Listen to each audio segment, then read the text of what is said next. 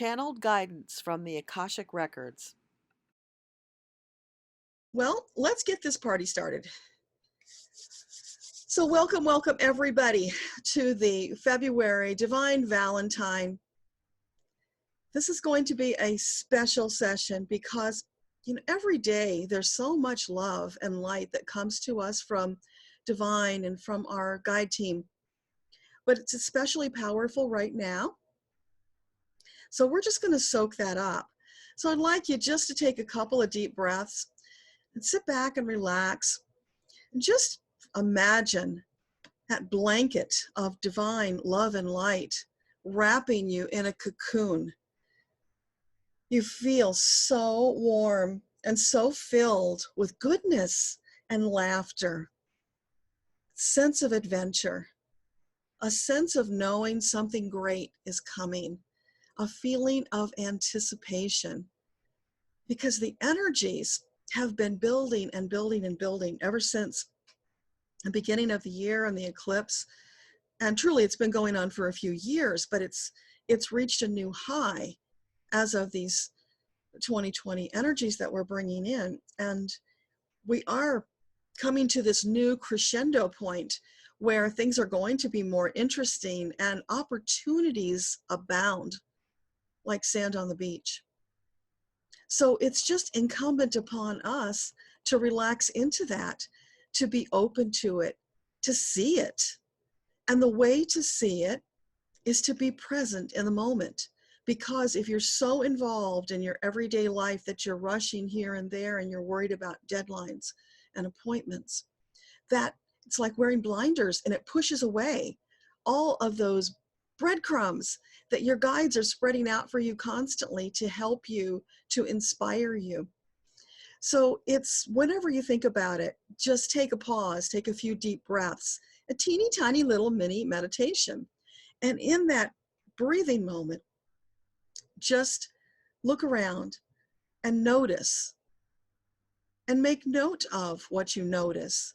And if you start to see a pattern of maybe the same thing showing up a lot, then that's a clue to stop, take a little bit longer meditative break, and just allow whatever the inspired idea is that's connected to that thing that you keep seeing to come through into your awareness, because it's right there on the edge. It's waiting to break through for you, just to give it that moment to let it come through. And the more often you do this, the easier it will get for you to get those messages.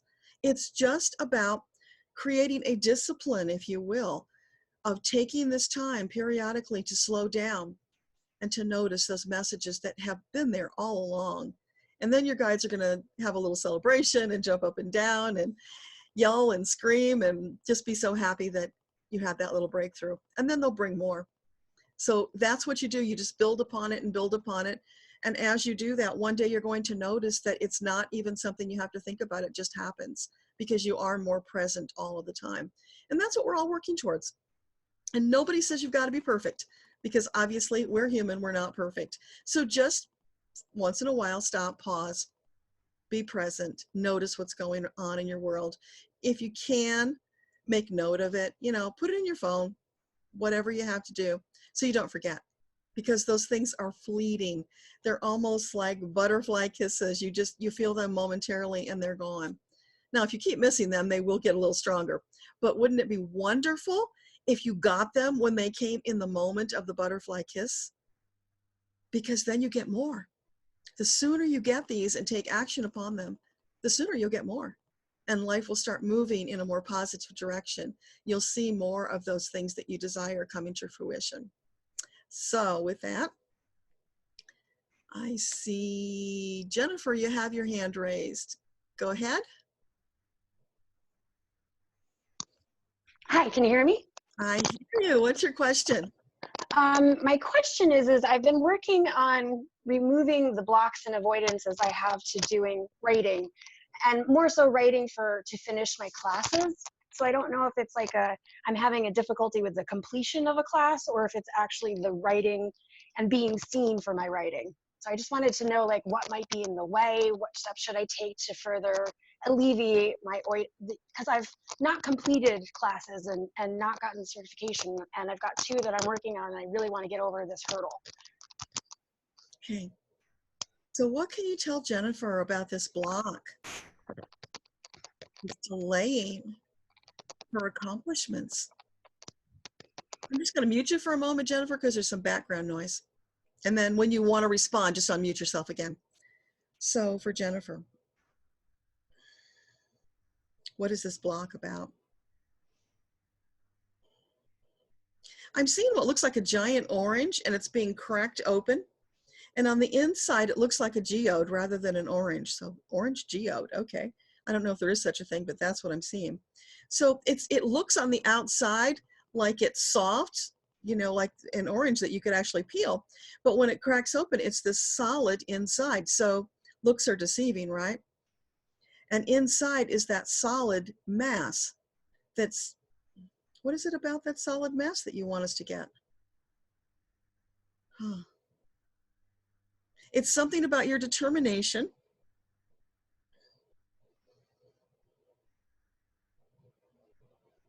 Okay, so that's the block. That solid mass is the block. So explain to us what it means though, because I'm not getting that one. The solid mass is about blocking your determination. Oh, okay, it's an illusion, Jennifer. That's what they're saying. Because when you saw on the outside, that was the truth of what it was. But on the inside, when you opened it, you saw this big hard object, like it was an immovable object. And that's the illusion. So instead of believing what you're seeing with your eye, your physical eye, use your third eye. Go with your intuition more. You're not allowing your intuition to lead you enough. You're believing the illusions that are out there in the world that are projected on you by people and, you know, circumstances.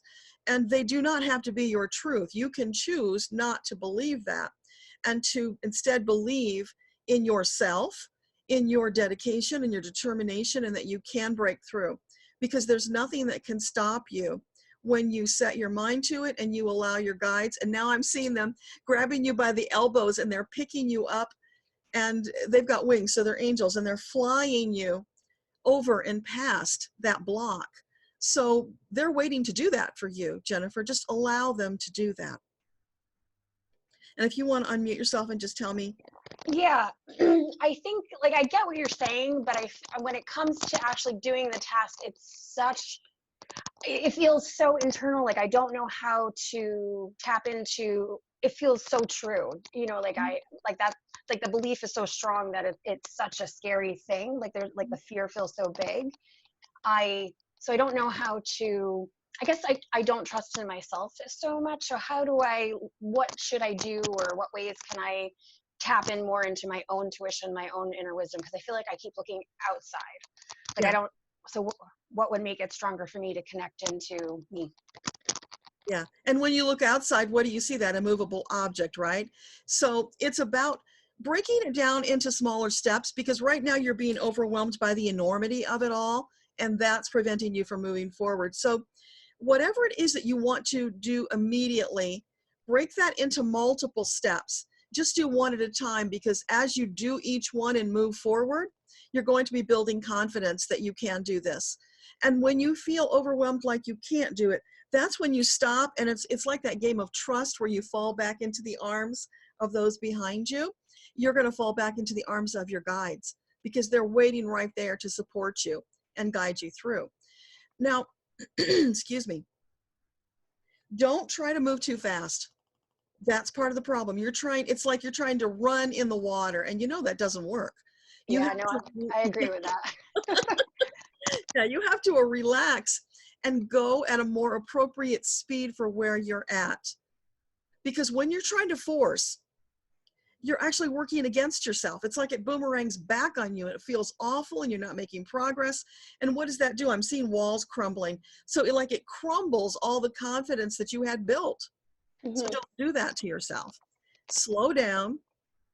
Give yourself permission to just do one tiny step at a time, and then bask in appreciation for the accomplishment each time, because it's just like that baby learning to walk.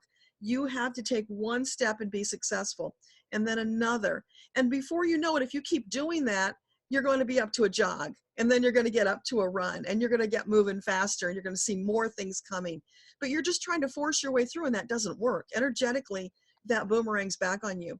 So whenever you feel that energy like you are forcing, that's a big clue to stop, do a little meditation, slow down, go internal, sense what's happening with you, and then look for that intuition about what you can do next.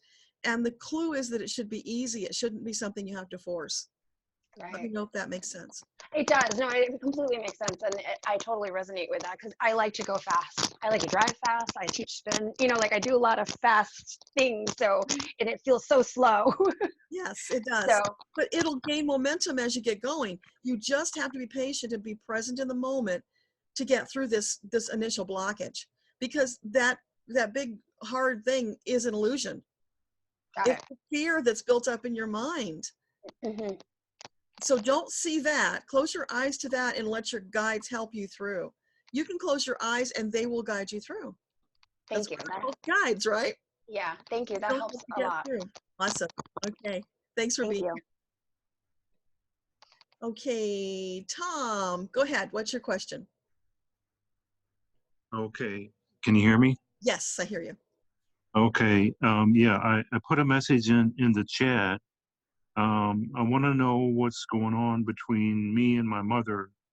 Now my mother's passed away, but um, and what this also has to do with any relationship issues. Like I'd like to be in a relationship with somebody, but I can't. So I just want to know what all that's about. Okay. So what can you tell Tom about what's happening with his mother and this relationship that he desires? I'm seeing this explosion like kapow. It's just going off. So, okay, what does that mean? It's very powerful energy. So is that mother? Is that mother that's being the powerful energy? Yeah, it feels possessive to me, Tom.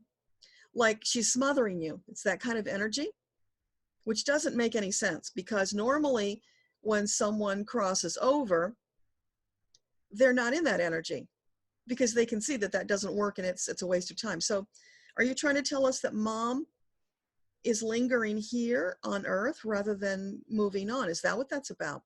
Yeah. Okay. So what's with mom? Mom just feels, excuse me, mom feels like her job isn't done and that you need her. So do you feel that? Do you want her presence? No, I don't want her presence. No.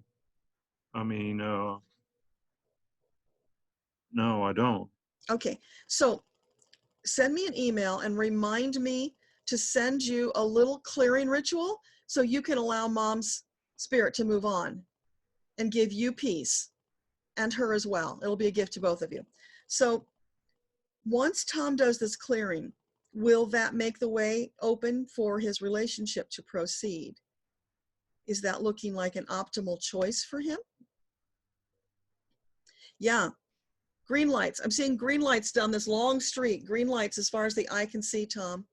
So it's just mom got stuck for some reason. That responsibility, that love, obligation, whatever it was, karma. She doesn't have to do that. You don't need it. And she should move on for her own best interest. Does that make sense? So so she hasn't moved on. She's still hanging around. Yeah. Yeah. I feel it like very cloying and very smothering, like a blanket's been thrown over you. And so it's like muting your life experience because you're seeing it through this blanket, if that makes sense. It's an energy blanket. Okay, because I've tried other clearing things, and they don't seem to work. I'm skeptical if I'm not saying yours isn't going to work, but I'm just skeptical. So Well, if you have you done it through the Akashic Records though? uh, yeah, I'm not. I guess I'm unsure how to do that. I guess. Okay, well, if you haven't done it through the Akashic Records, this is a different process. So I will just ask you to trust that it has worked for a great many other people, and there's no reason that it won't work for you. So it's about setting your energetic intent to release mom, to bless her and send her on. But if there's a part of you that doesn't want her to go, that would be the reason the clearing didn't work in the past. So you need to really go internal, be sure that's what you want, and then set that powerful intention before you do the clearing. And then you need to trust that she is going. Okay. Okay? Because that's probably what was missing when you did it before, that strong energetic intent to send her on her way.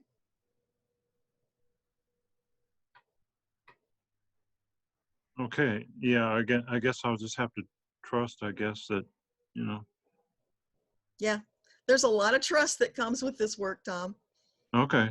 Okay. Yeah, 'cause you got to trust that your guides have your back and they are on your side and they're helping you. So they will be there assisting you when you do the clearing. And I'll send you a very simple, short one. Doesn't have to be long. Straight to the point. So I just send you an email, or? Send me an email just to remind me, because when I channel, I won't remember all the things we talked about today. Okay. So just remind me that I promised to send you a clearing to release your mom. Okay. And then Okay. I'll write you a special clearing. Okay. All right. Okay.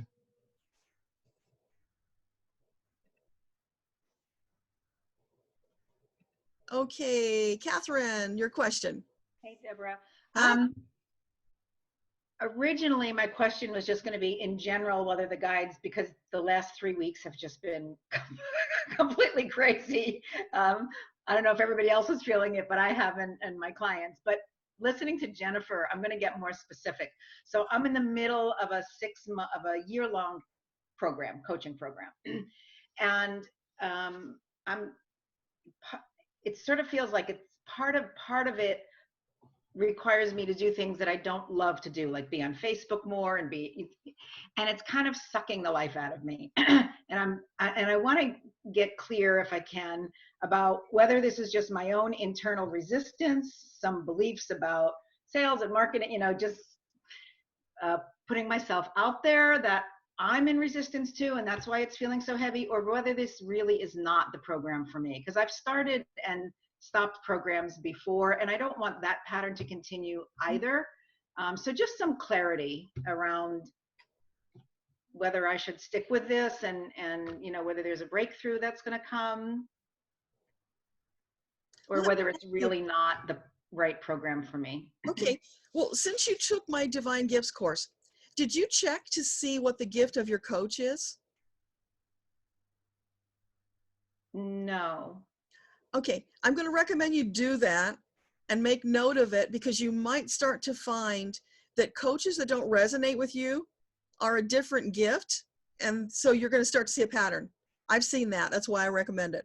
So let's just go in now and ask about that. Okay. So for Catherine, this coaching program that she's in is feeling more difficult than it should be. So is this a misalignment with the program? Is it a misalignment with the coach? Yeah, I get a yes on that. And so what comes, Catherine, is that you've got this program and the steps are all laid out, but as you're going through it, give yourself permission to modify it, make it work for you. Mm-hmm. Don't be so rigid and linear in your thinking that you have to do it every single step the way it's laid out. It's your program now, right? You can change it to make it work for you better. Now, let's just ask also about the resistance. So is the root of this problem a resistance to sales and marketing? Is that what it's? No, because that's a part of the program. But okay, so what's coming is sales and marketing in the way you're being taught to do it. There's not just one way. And this is about you finding Catherine's way, putting your own unique spin on it. Right, yeah. It's not working for you because, somebody laid down tracks and your wheels don't fit those tracks. That's the picture I'm seeing. I'm laughing because for years they've been telling me, you're not here to do anybody else's program, you're here to do yours. And I get that. but going through somebody else's, well, whatever. I don't need to Yeah. get into a whole bunch of details. Oh, no, I get it, because I've done the same thing. I've done the program and I thought, well, I paid all this money. They're the expert. I should do it their way. And so I did for a little while. But like you, I would find places where it was just too sticky and it didn't work for me and I had to change it. And that's just part of our evolution as a soul, knowing and trusting our own intuition that we can change it and still be successful. And in fact, if you did it entirely the way it's laid out, that would make you kind of like a puppet or a robot, right? That wouldn't allow your own divine gift to come into play and making it unique to you, because that's what you want to create. Yeah. The special Catherine package. Right. And I understand that. The challenge with this one is that this piece that I'm really struggling is sort of like the linchpin of the whole program. Okay. And so I don't know where I go after this if I sort of can't get this middle piece figured out. But yeah, I was hearing this morning, figure out my own way sort of around it. So I guess that's the... Yeah. Is it just the being on Facebook that's bothering you? No, it's, part of it is creating a Facebook group, which I've done, and I've done them in the past. And I've bumped into this problem in other coaching programs. This is not a new problem. And there's just something about this whole inviting people and, be in other groups and find people who you think might like.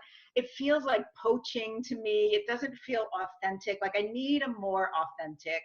And I've had a few other people pop up back into my life from the past that I've worked with. And in my conversations with them, things like just getting out and speaking more, because I'm just more naturally inclined to be in front of people, to be with people in person, than I am to be sitting behind my computer. And I think that's just draining me. This and just the pressure of feeling like, oh, I should go online and get more people in my group or whatever. It's just creating this sense of inauthenticity and pressure that feels uncomfortable. Not uncomfortable. I've worked with a lot of uncomfortable before. I can get through uncomfortable, but really like soul sucking, energy sucking. And I noticed when I was talking to people about being more authentic and doing more live events and that kind of thing and being with people in person, that the energy of that just feels much better to me. So I've got to figure out how I cannot just toss this program aside. Because again, it was another significant investment. And so I want to get what I can from it, but I have to figure out a workaround with this particular piece. Okay. Well, definitely do more of the in-person stuff because you excel at that. So again, you're doing what's easy, but don't give up on the online. Instead of going to all these groups and feeling like you're poaching, how about just putting posts on your page or your, either your personal one or your business page, whatever you have, or both, where you talk about what you're doing and you talk about your successes. And you just maybe leave a little line in there and say, hey, if you want to talk more about this, let me know. Send me a private message. You're not doing anything except letting the world know who you are and what you offer. You're giving them the opportunity to knock on your door and say, hey, Catherine, tell me more about this. Yeah. I mean, I've been doing that for years, and I do it even more within this group that I've started called Birth Your Brilliance, which is a free group. And then the idea is that from the free group, there are some people who are going to want to work, whatever. Yeah. I think part of the problem is I've been at this for so long and nothing has really taken, traction. I've been doing speaking workshops, online stuff, Zoom classes, webinars, telesummits, like for 13, 14 years now, and still don't have a solid base in my coaching business where I can step out of my therapy practice, which I'm ready to do. Like I'm just getting tired there. I don't wake up excited every day to go there. It's just like, oh, I've got 8 clients today. And I think that's part of it too. There's a part of me that's just ready to be finished with that, but there's not another piece that feels sustainable for me to kind of step into. So there's just a lot stirring going on. And when was the last time you had a vacation? Oh, a what? That's what I'm feeling. It's like, hello, Catherine, take a I vacation. know. Give Yeah. yourself a break, because you know, when you're in that energy, that fizzy energy, and you're feeling so tired, you're not going to have that clarity that you're Right. searching for. You've got to make the space for that. It's there waiting to come through. And there's probably a really simple answer waiting to come through, but you've got to make that space and allow it. So that's really missing.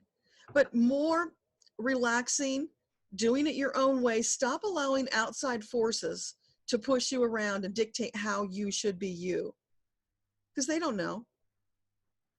They can give you guidelines, but it's up to you to fill in the lines, to color it in with your own beautiful creation.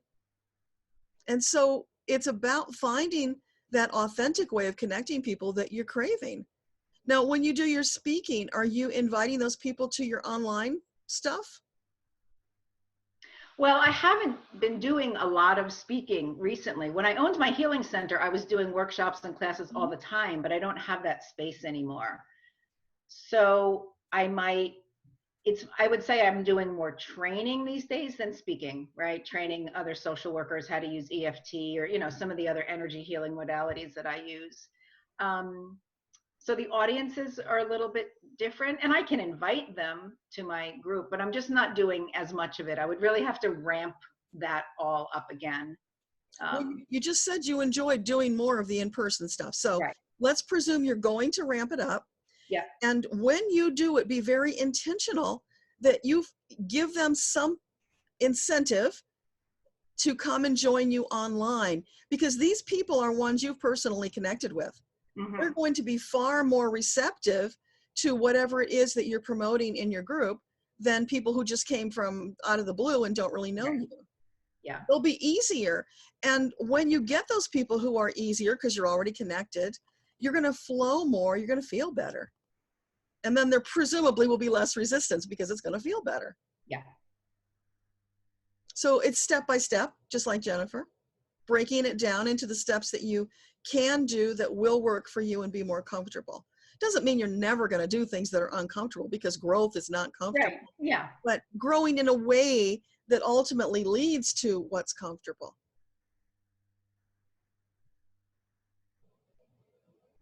Yeah. I think the message is I need to be doing more in person. Yeah. Yeah. Because that's where you make the biggest impact. Mm-hmm. Yeah. Use your gifts. Yeah. All Let right. them, you know, speak for you. Thanks. You're welcome. Okay, Debbie. Oh, I'm unmuted. I unmuted you.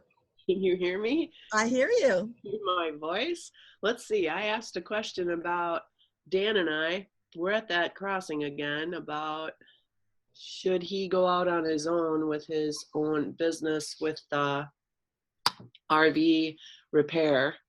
And I think I'm the block because I panic every time he talks about it. So I'm wondering if my panic is just me being concerned and worried about how we're going to manage everything, or if there's some truth to it. Okay. So, and when is he thinking of doing this? Probably when the snow melts, when RV camping and things like that start to become viable again, April, May. All right. So would spring be an optimal time for Dan to venture out into his new RV repair business? Correct. Yeah, I get a big yes on that, Debbie. Okay. And you know, as it happens, I've been doing a lot of research on that because I have this vision of going in an RV and traveling around the country and channeling for people. So one of the things I've learned is that, oh my gosh, RV repairmen are in such a short supply.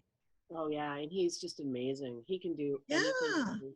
I mean, you can like write your own ticket because these people are desperate. Their RVs keep breaking down.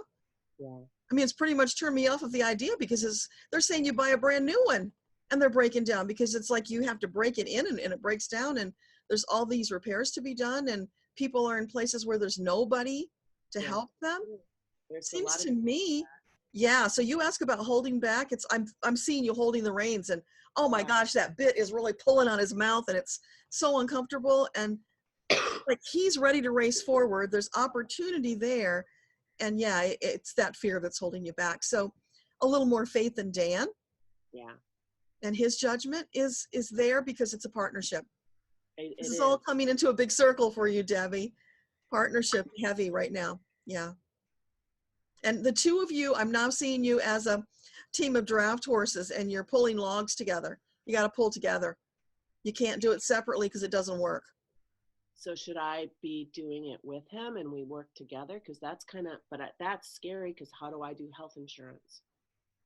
Okay. So would it be optimal for Debbie to join Dan in the business? I get a no on that. Okay. Is that permanently? It would never be optimal for her? No, just not in the beginning. Let him get it going. Let him get it established. Because I'm seeing piles of money now, Debbie. It's like there's so much potential there that you can write your own ticket. Okay. But you don't do that all at once. You don't just, leap. You have to slowly build it, build the foundation. I'm seeing bricks now. Yeah. You're building the foundation. I have another question. We're refinancing our house and we're going to have some extra money. Do we build a building with that, or do we pay off the truck so that we own it free and clear? Okay, so the wisest choice for the extra funds, is that to pay off the truck? Is that to erect a building? I get the building. Oh, really? Because truck is a liability, a building is an asset. Yeah, but we're leasing the truck, so. Can you split it? Because I'm seeing split. I'll split the money between a building and the truck. Buy both. It's a call to be creative, Debbie. It's not black and white. Okay. Color it in. Come up with some other creative. I'm feeling like there's other options. You're just not seeing them right now. Yeah. So come out of the box. And if Okay. you could rearrange it in some other way. That money. Yeah. Yeah. How might that, and not just, no, they're saying don't just limit it to that money. Look at the big picture Oh, gosh. and the next logical step. And how can you bring all that together? Oh, such a puzzle piece. Yeah. It always is, right? Yeah. We're always fitting the pieces together to get the greatest result.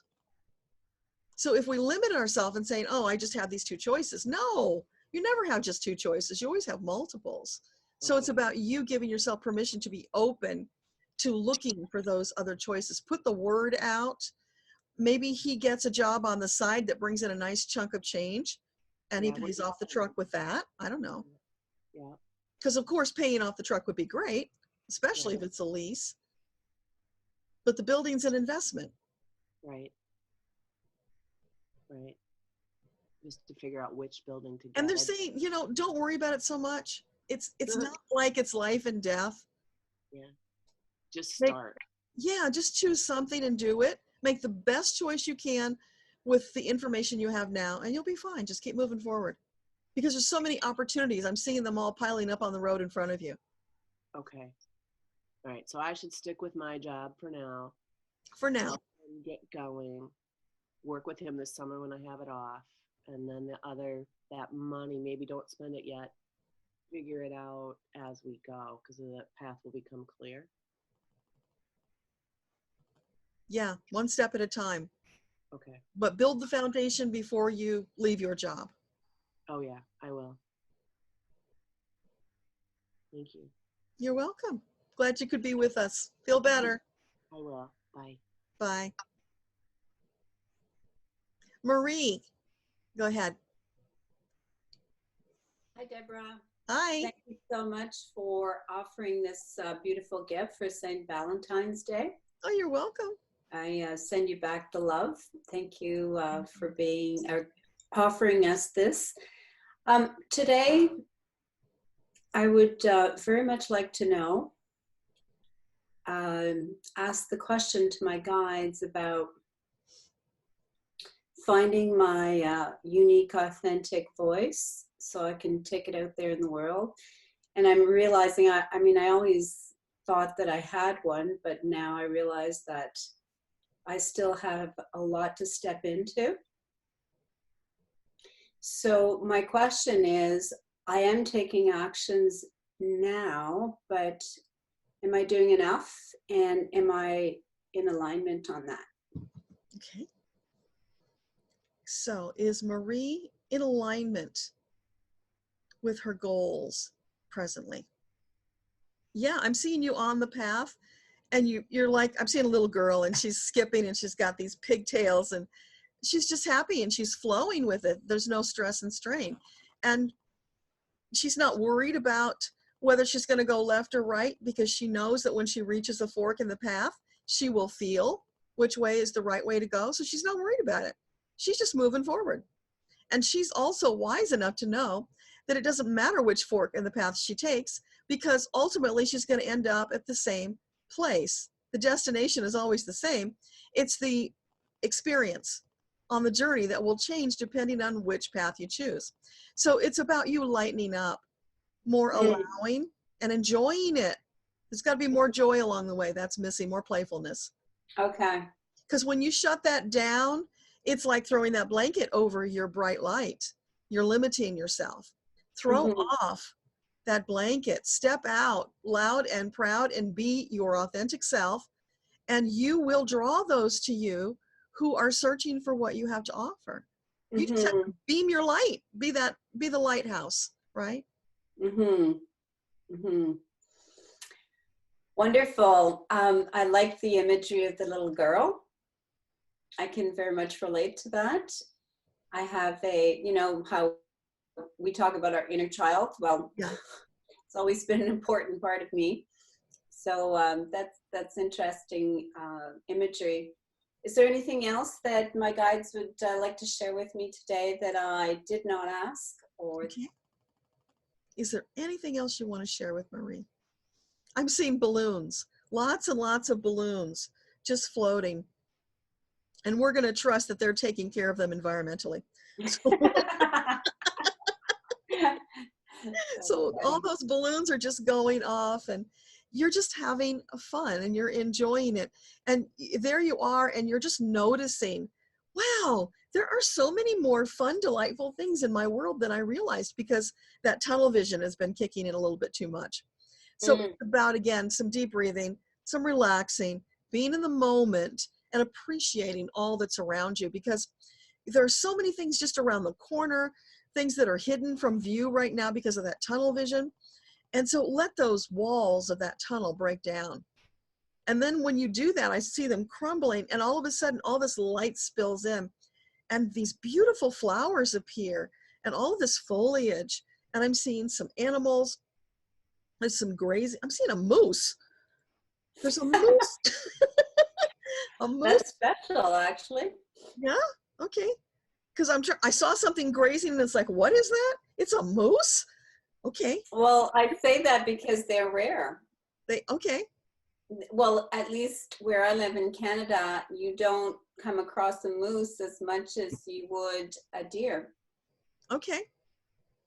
So yeah, when you let the tunnel vision go, those rare things like the moose will show up in your path. And you can appreciate it, because you don't want to get too close to the moose, but you can appreciate it from a distance. And it's gorgeous, and it's there grazing in this lush grass, and you can see that it's healthy and it's got a good life, and that makes you feel good. Lovely. It's like just appreciating the creations that are out there. Thank you. Well, I think there's something that, a little more there, a nugget. It's more appreciation for divine creations, because they're all around you. And in the busyness and tunnel vision and going towards goals, we don't see those things. And so in the moment when you stop to appreciate them, that expands your heart, it expands your energy, and it draws more of that to you. It's so interesting, Deborah, that you say that sometimes it's the most simple and the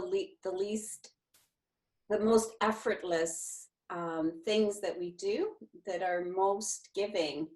And we as humans think that, we have to work hard and feel that we're accomplishing and going after goals. And what I'm hearing you say just now is maybe just letting go of a goal for a few minutes and enjoying what really is just happening right there in the moment, it will fill me up even more than pursuing the goals.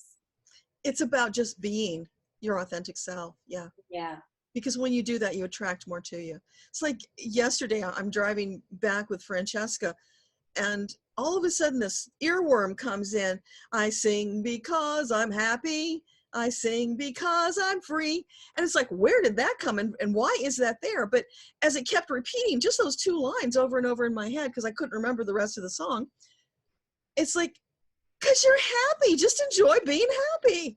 And it was like this reminder, we're going to keep singing this to you until you relax and just be happy. That's great. Yeah. So maybe that's why I heard it, because it was for you. Well, thank you. For both of us. I don't know. Yeah. But Yeah. it was very powerful. So I had to come home and find it on YouTube, and I found some really amazing recordings. Very inspiring. So it's like, you know, it led me on that little journey. It's really cool. And, Yeah. and that's how simple it can be every day. I know.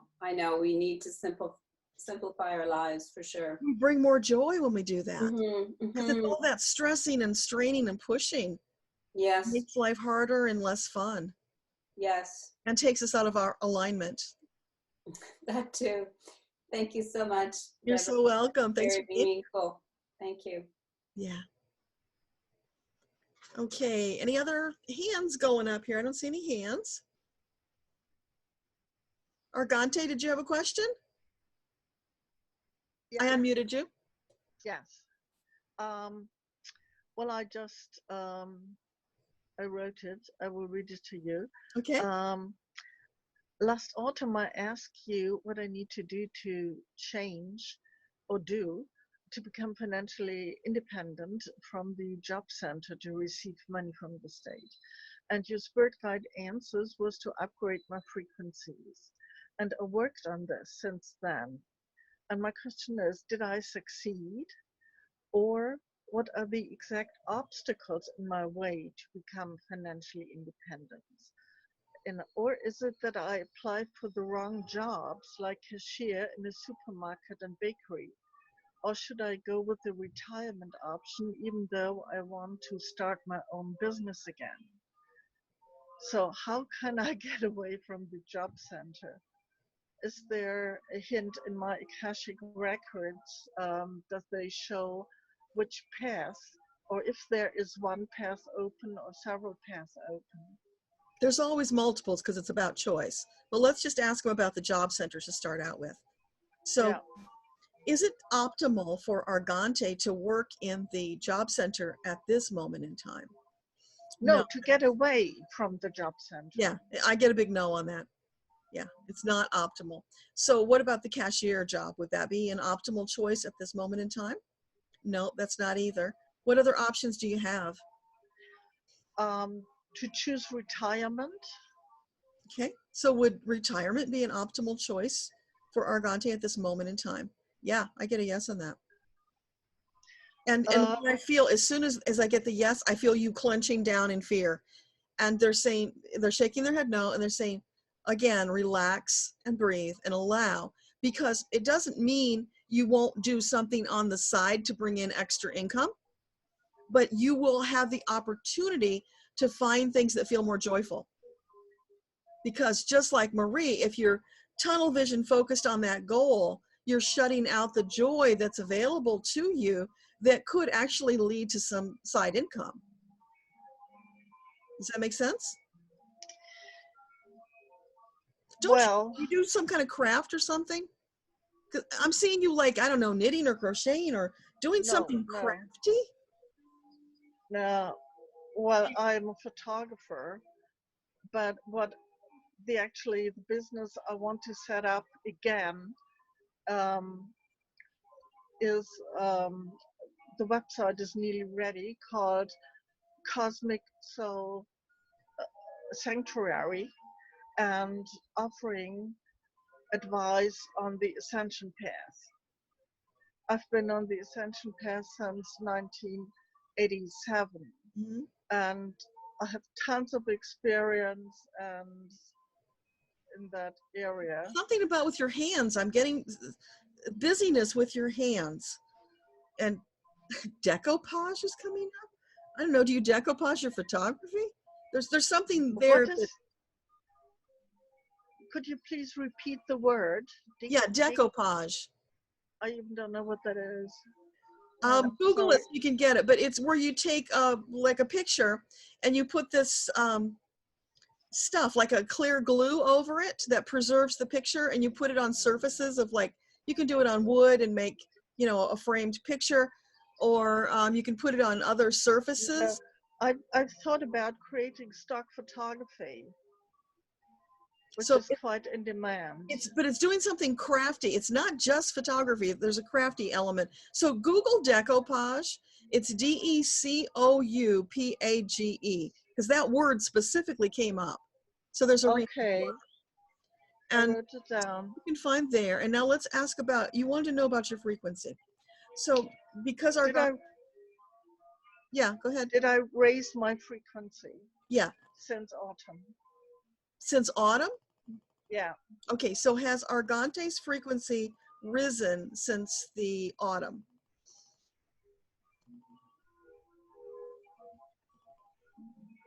Just a fraction, not anything major, but you know, it's a slow process.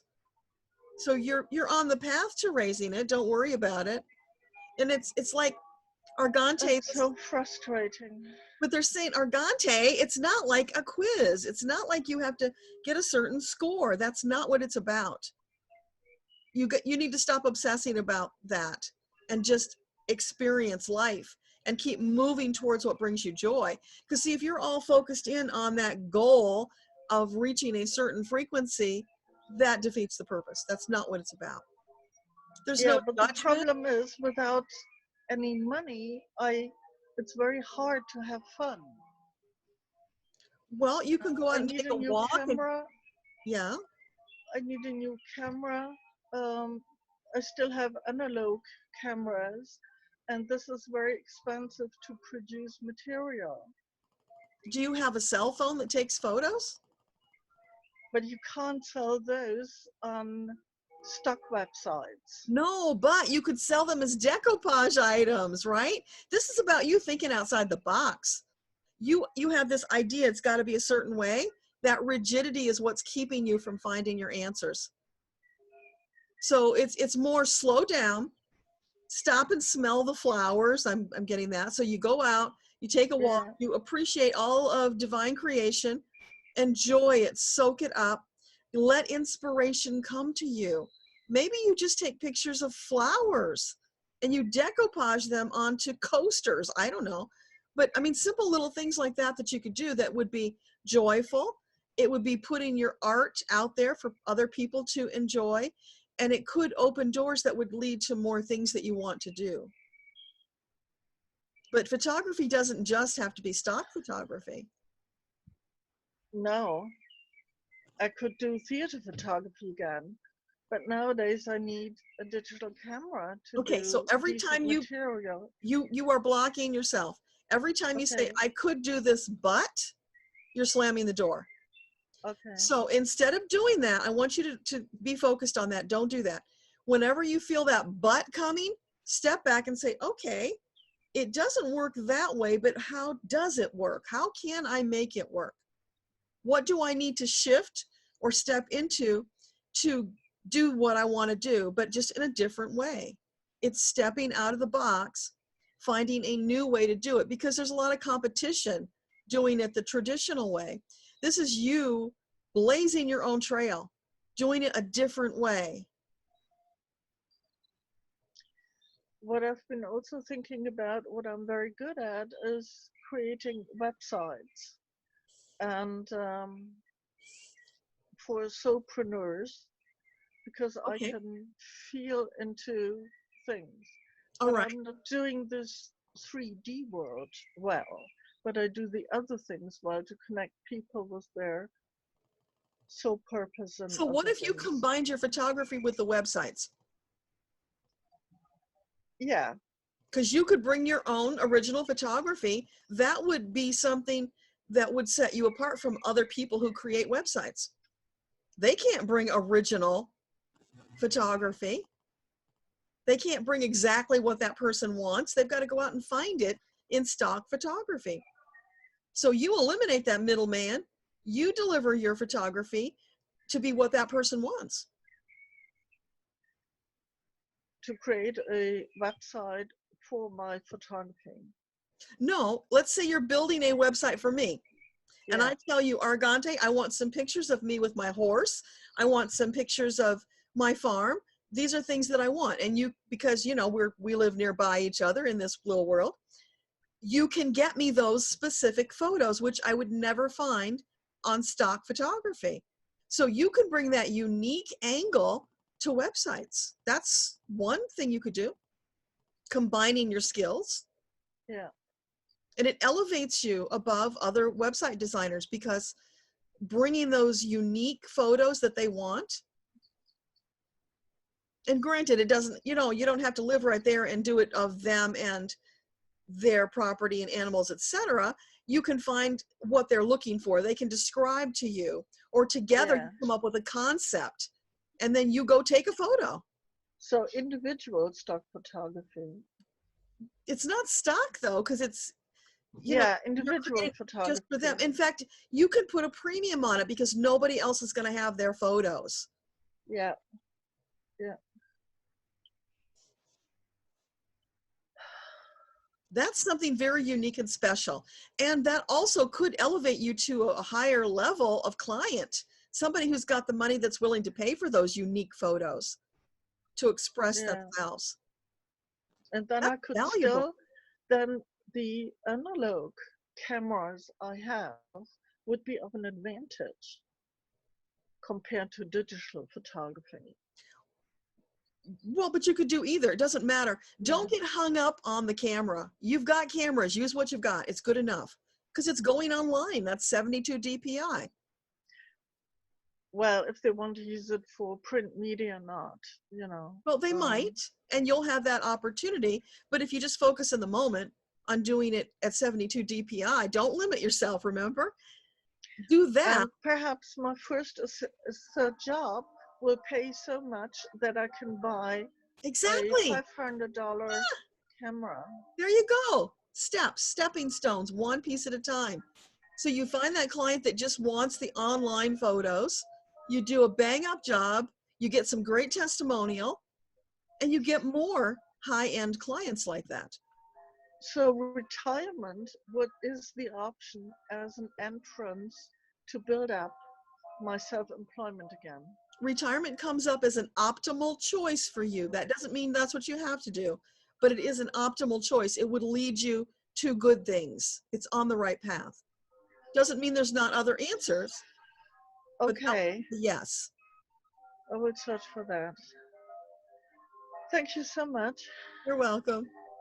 Thank you for offering this opportunity. Thank You're you. so welcome. Blessings to you. Blessings. Bye. Thank you. Heidi, go ahead. Oops, just a sec. There you go. I hear you. Okay. Yes. I wanted to ask you a question. Then my son is here with me, and he wanted to ask you a question as well. I am planning on moving north and like changing jobs. Maybe I'm a teacher and teaching with a special population that I have in mind. And so I guess I was looking for affirmation from my soul group. What do you? You want to know if this move is the optimal choice for you?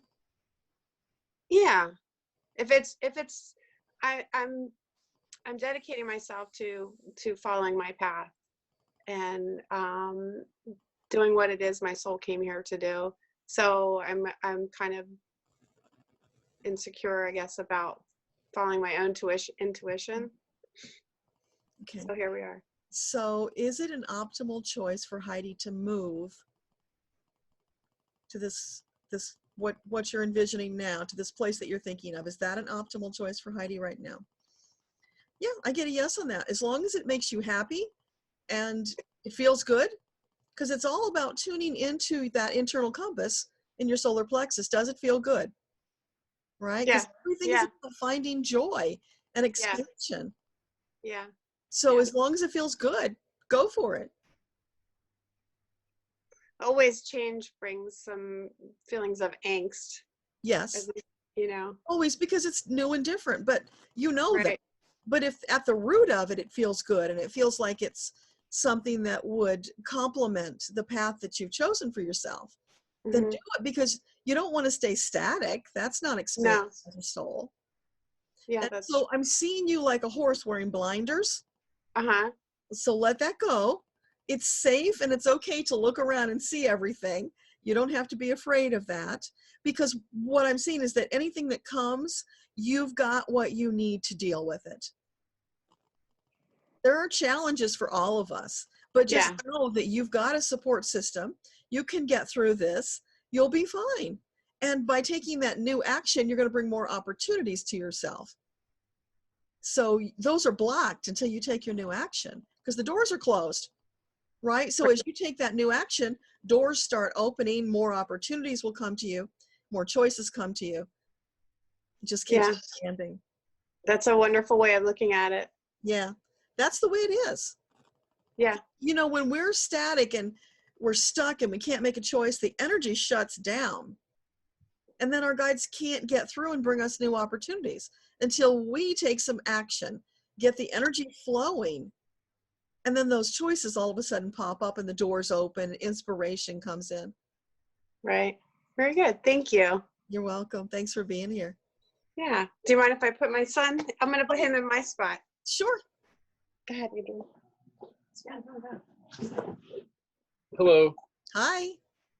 I guess I just wanted to ask, I don't really know if I'm on the right path right now. I have a decent job and it pays well, but I don't know that I'm really where I'm supposed to be geographically and career-wise. Okay, and what's your name? Adrian. Adrian. So is Adrian where he is, where his soul wants to be geographically at the moment? It's kind of an in-between, because it's like, are you happy there? Is it working for you? If you are, it's great, because they're not going to tell you where to go. It's all about you going where it feels joyful and where you feel inspired. Does that make sense? Yeah, that makes sense. Because otherwise you're a puppet. You're not a free choice soul. Yeah, that's true. They'll never tell you what to do, but they will show you options. So what do I look for? Like opportunities in other places that I could be happier with, or? If you feel led to do that. So because you're looking, that means you're not satisfied with where you're at, right? So what is missing? Yeah. What's missing where you're at now? Yeah, that's true. I'm not sure.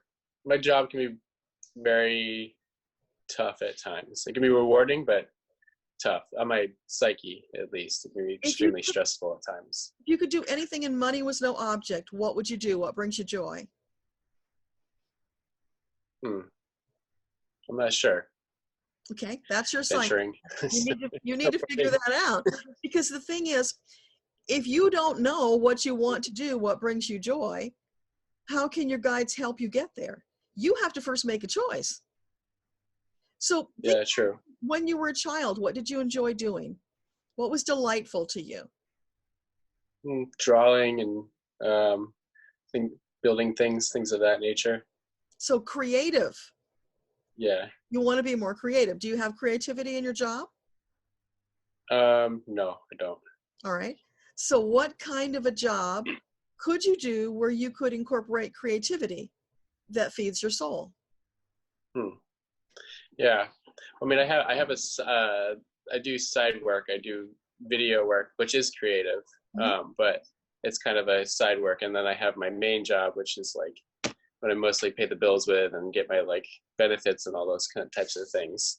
And it's tough to make that transition from something that's so like concrete and structured to more like nebulous and uncertain, you know, because with video and photo work, it's like gig based, so there are like gaps in between, and you also have to like Well, it supply your is, own help. but that's your limited thinking, because here's the thing.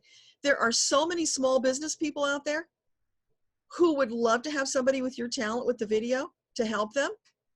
So if you bring a package that's affordable for those small businesses, you could get a toehold there. You could have people waiting in line to work with you because your work is so good and you're so affordable.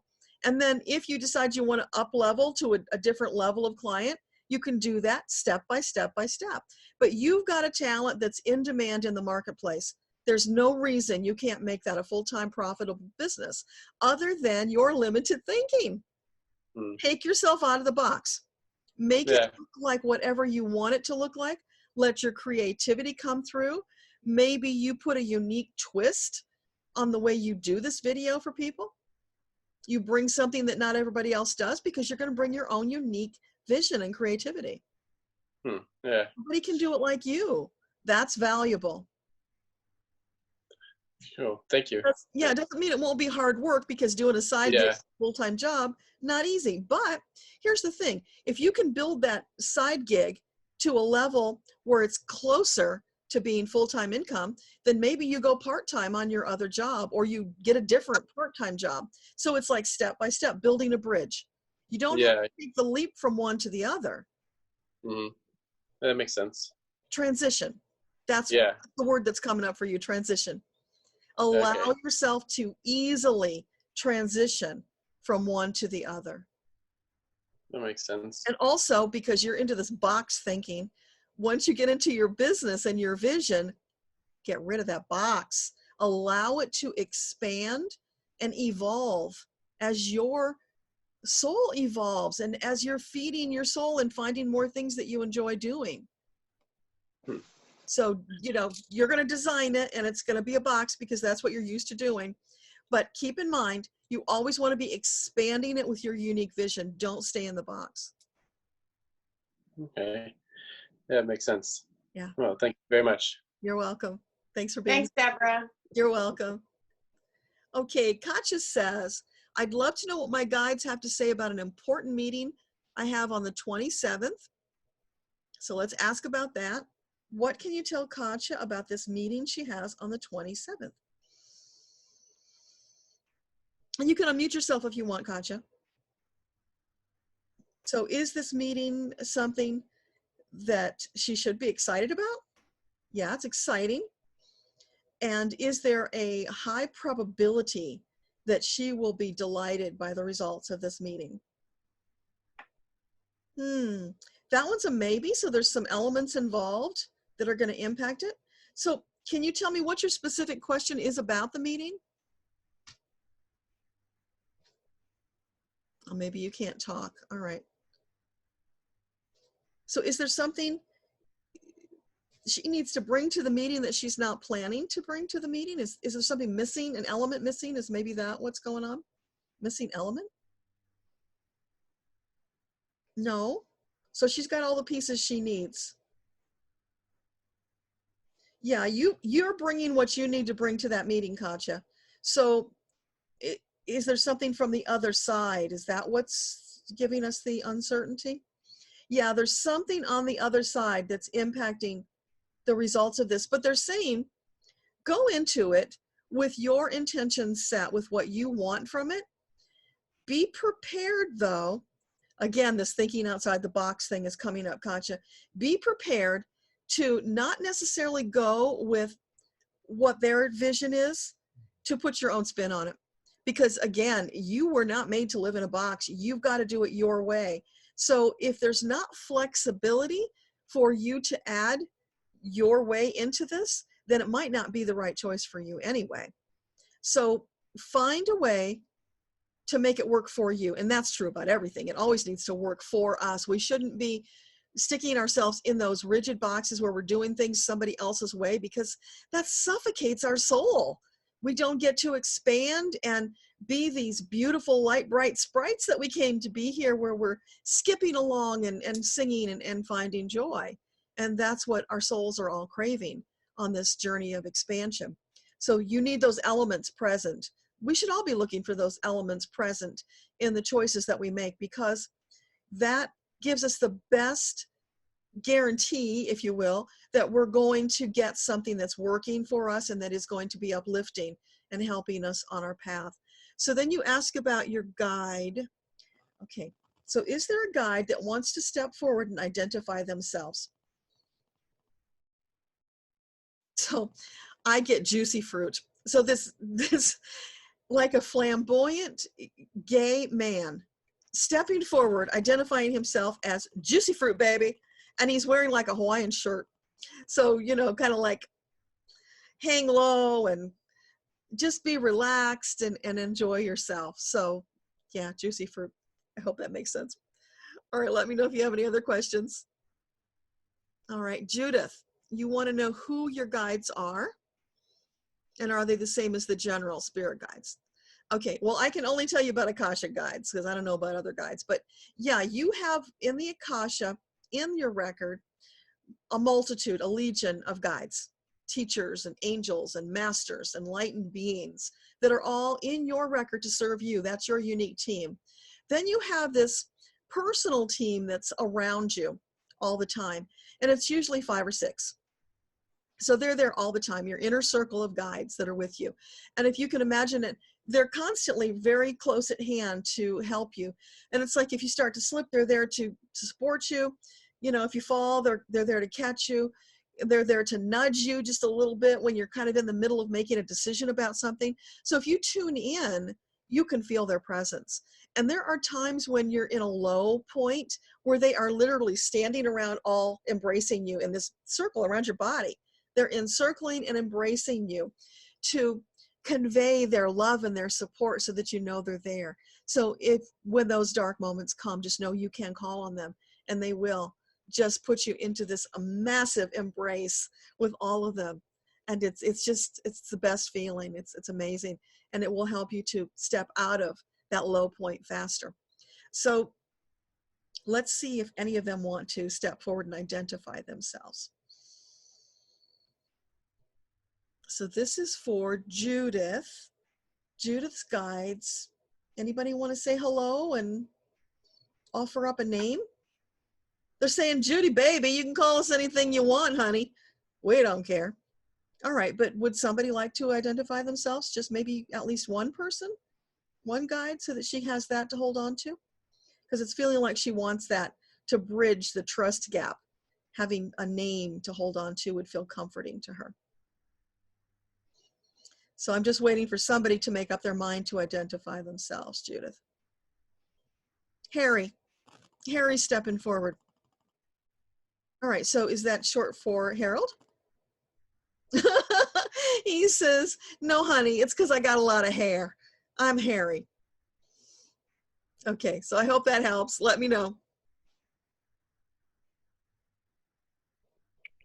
Can I speak? Yes. Is that Judith? Hello.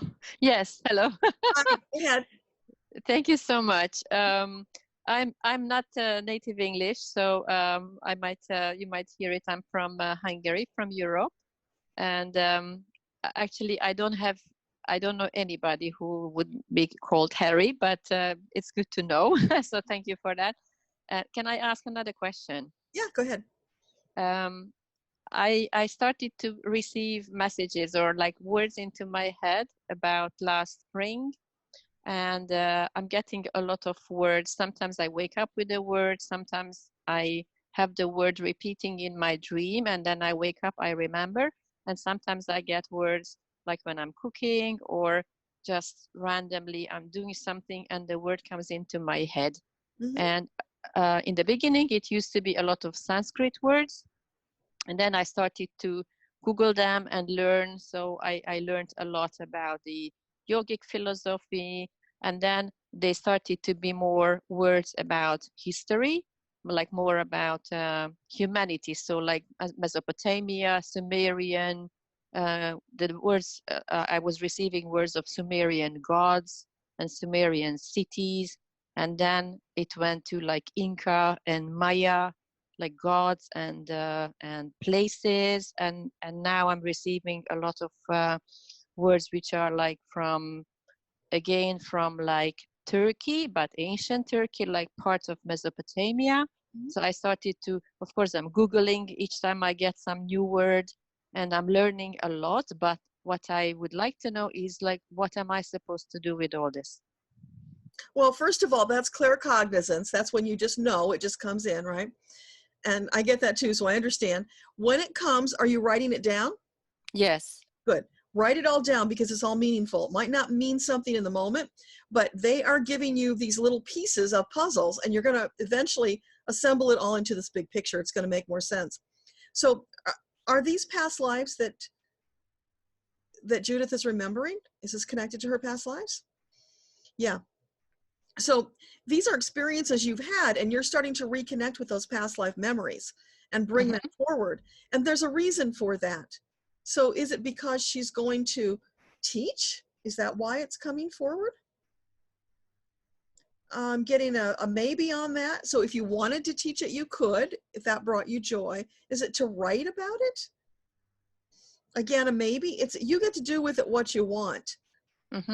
And well, is it because when she's assembled this big picture that there's going to be this big aha moment that's going to lead to something? Yeah, that's what it's about. So these are the breadcrumbs your guides are giving you, and you're getting them piece by piece because you're learning, you're building this new skill. Yes. Right? And so just keep assembling the pieces. And at some point it's like you're doing a jigsaw puzzle. Yes. And when you've got enough pieces filled in, you're going to get that big insight about what they were leading you towards. But a big part of it is connected to past lives. And you may also get memories of those lives coming to you. You might get flashes, like a little movie you might see.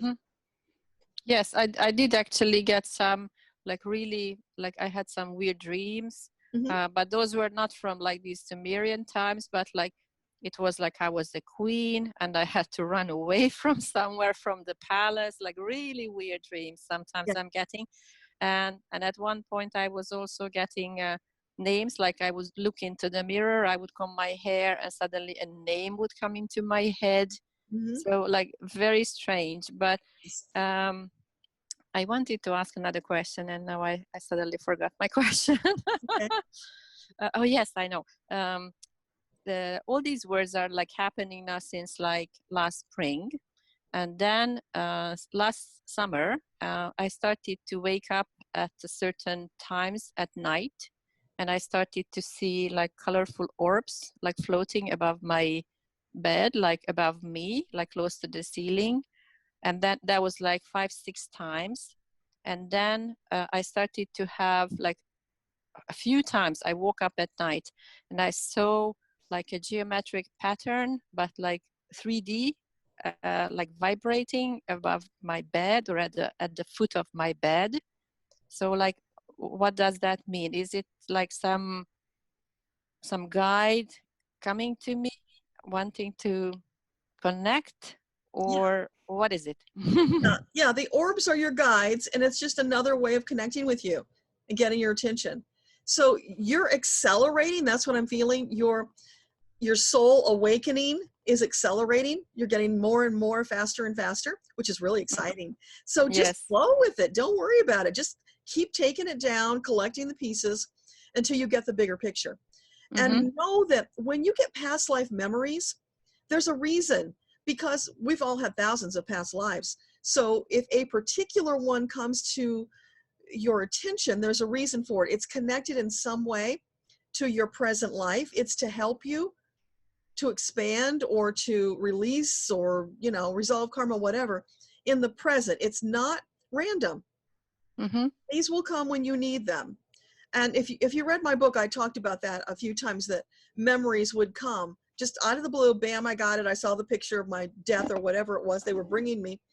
And it was always connected to resolving something in the present. It's not random ever. That's why you always write this stuff down, because over time you'll look back and you'll see how it all fits together. Can I have another question, or is it is it too much? Well, I've got a lot of people waiting, so if there's time, I'll swing back to you. Okay, thank you so much. Thank you. I don't see you in my panel, so if you could mute yourself, that would be really helpful. Thanks. All right, so Kathy, go ahead and unmute yourself. I'm just reading your question here. A friend died in a motorcycle accident. Brother's estranged. You want to help plan the memorial service. You don't know how to reach the brother. Don't worry about it.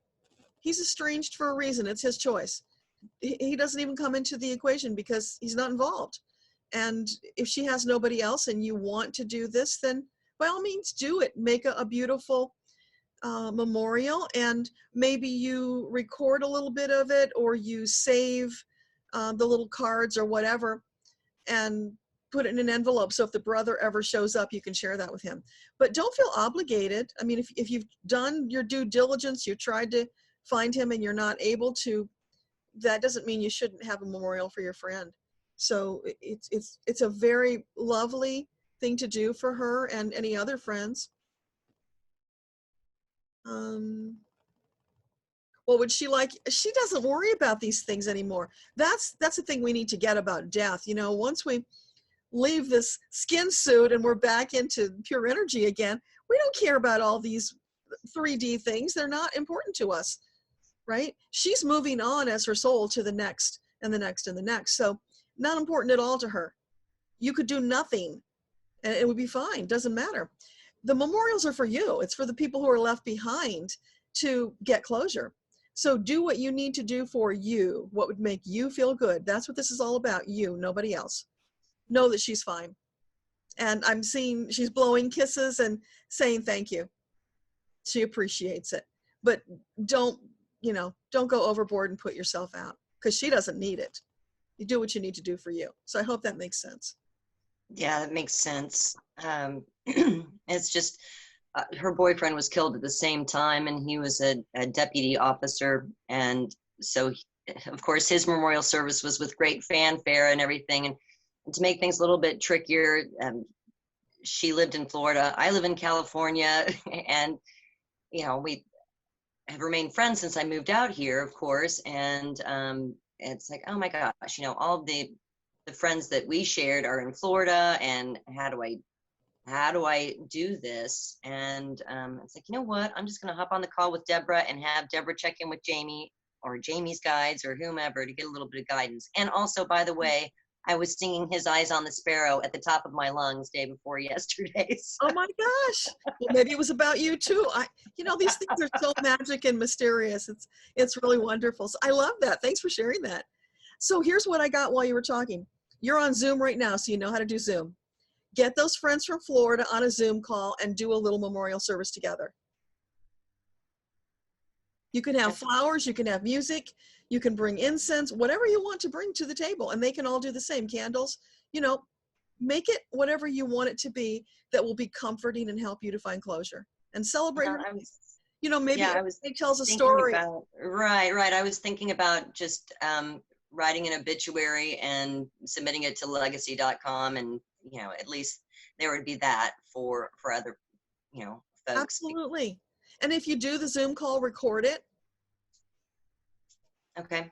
Because you can ask everybody to tell their favorite story about Jamie.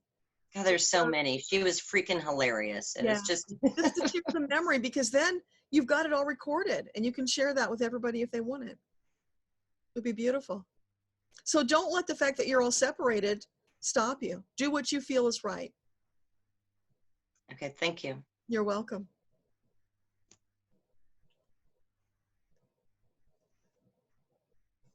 Okay, Katja, you wanted to connect with your dad because it's his birth month. Okay, so Katja's father, do you have anything that you want to? I'm hearing the song La Bamba. I don't know if he was a dancer or if he enjoyed music, but I'm hearing La Bamba. So that's about very upbeat and bubbly, happy energy. And it feels like, I'm seeing him sending bubbles to you, Katja. He wants you to be more effervescent. Not that you aren't already, but he wants to bring you, because you're needing it right now. He wants to bring more of that just joy and bubbles and fun and lightness, right? Effervescence, lightness. More lightness for you, Katja. That's what he's bringing to you right now. And love. So let me know. Is that helpful?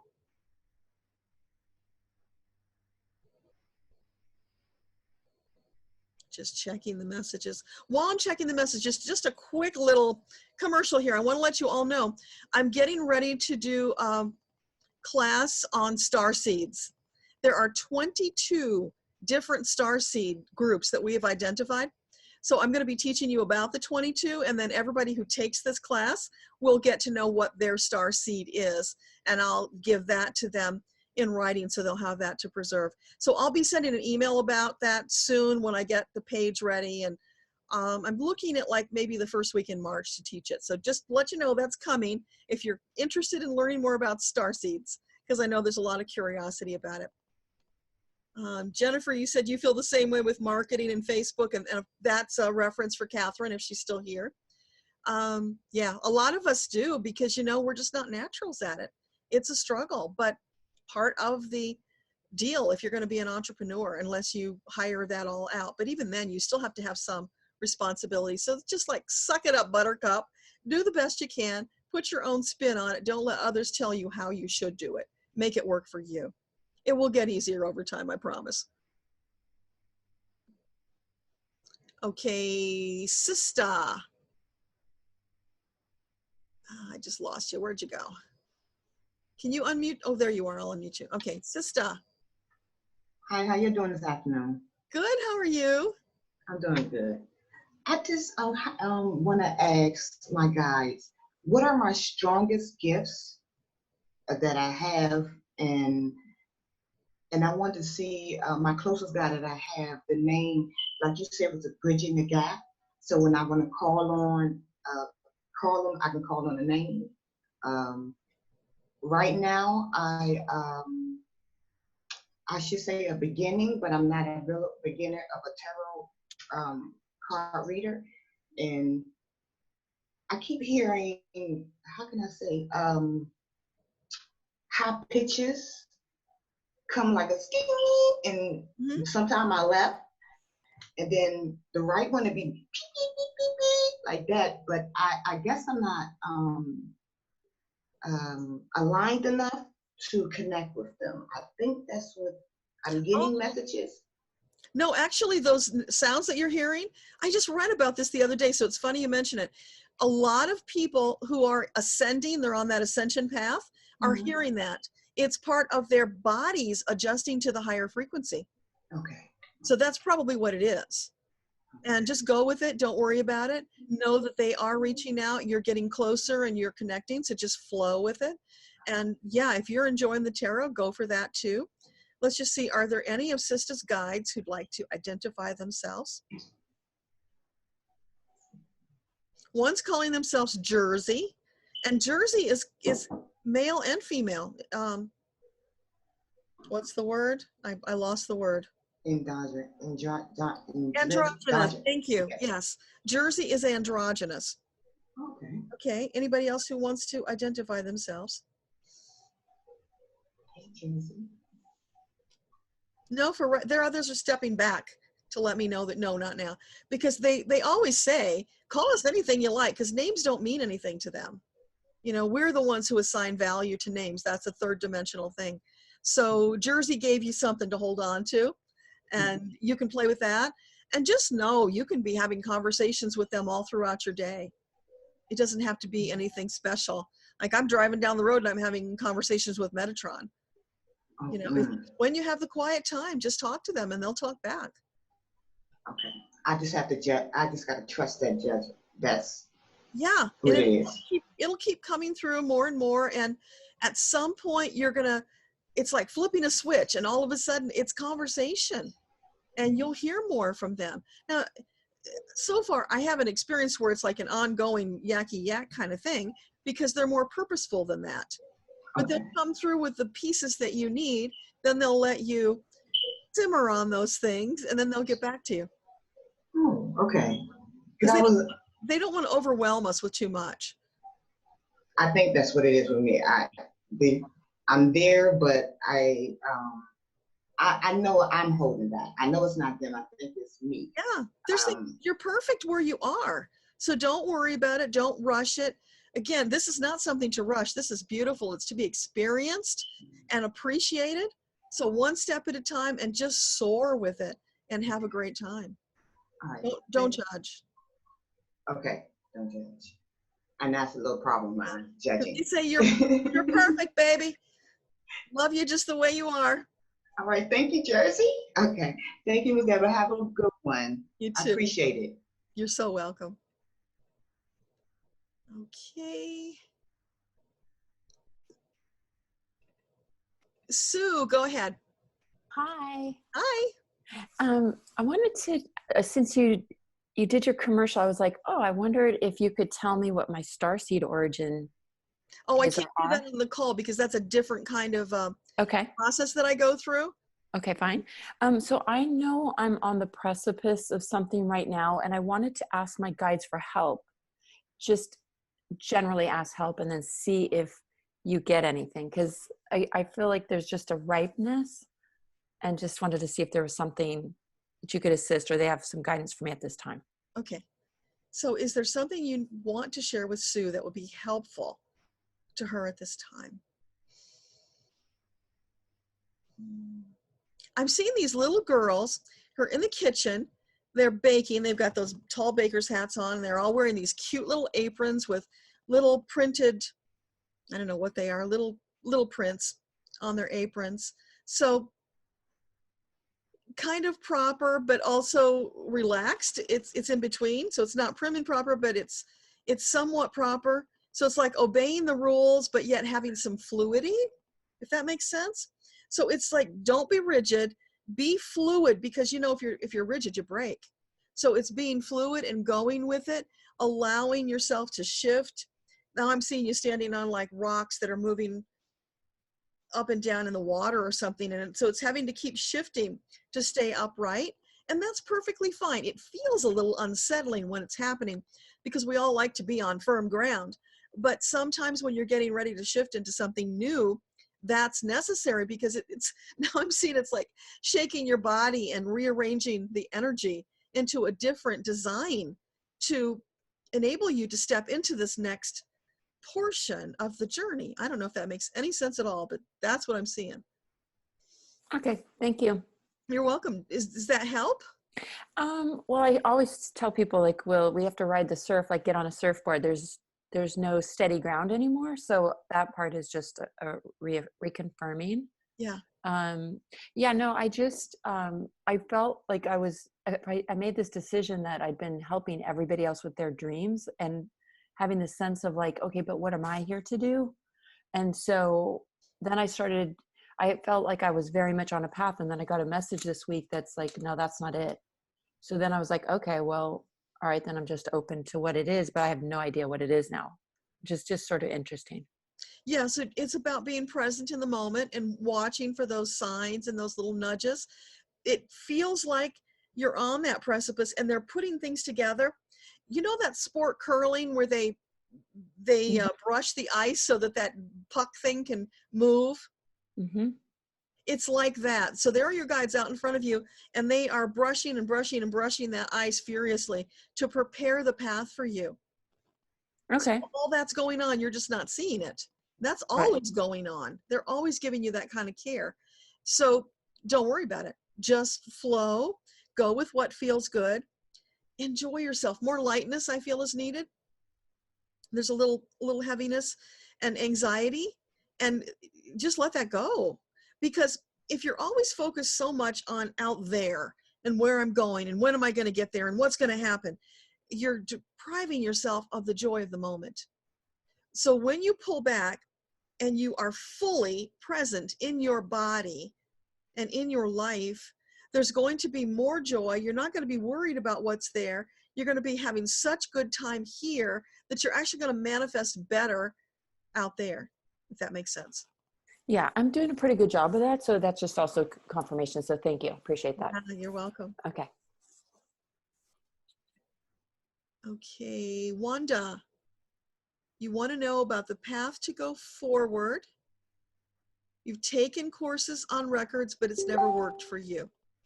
Okay, you can unmute yourself because I don't see you there. Looking for your name in the panel and not seeing it. Oh, maybe you had to leave. Okay, so it'll be on the tape for you then. So Wanda has taken courses in the records, but it hasn't worked for her. So what can you share with Wanda? Because Wanda, we know, of course, you have access to your records. Everybody does. It's a lot about relaxing and allowing, which I know you've heard a lot today, but that's the truth of it. You know, when we stress and strain, we're actually blocking it from getting in. And we also have these preconceived notions about what it should be. Whenever you have that should or must or stuff like that coming up, let it go, because that is that wall around you that's blocking. It's keeping your guides from getting those breadcrumbs into your vision, and it's blocking those opportunities that they've lined up for you. So it's more relaxing and allowing, and stop trying to force it to be what you think it should be, because what if it's just that little whisper in your ear? What if it's like those butterfly kisses and it's so gentle and you're missing it because you're waiting for the sledgehammer? So just be more present, be more relaxed, know that it's coming to you all the time. And it's just about you taking the time, a little more meditation, and allowing it to come through. And when it does come through, it's going to be in small bite-sized pieces, because this is about you learning how to recognize and how to hear and feel and absorb those messages. It can take years, it can take months, it can just be seconds. It's different for everybody. And don't judge yourself if it takes you longer than you think it, quote, should, because again, it's different for everybody. Just allow it to unfold, and know that if you get a thought that just pops into your head randomly out of nowhere, pay attention to that. It's probably your guides popping that in. You've got mail, Wanda, so open the mail, find out what they wanted to say. Make a note of it, because those are very fleeting. And often we dismiss them as our ego when it was our guides. And you'll know the difference, because it will be something uplifting. It will probably be something that you hadn't even been thinking of. It's just out of the blue. Wow. Okay. Take notice if it's something like that. That's your guides connecting. When you start noticing that and writing it down, paying attention, you'll get more of that. So stepping stones for you, Wanda. You can't rush it. You have to relax and allow it to unfold. But it is there for you. The path is laid out. Just like with Sue, they're brushing that ice and helping you. They're facilitating your journey all the time, even if you're not consciously aware of it. So it's happening. Let me know how that works out for you.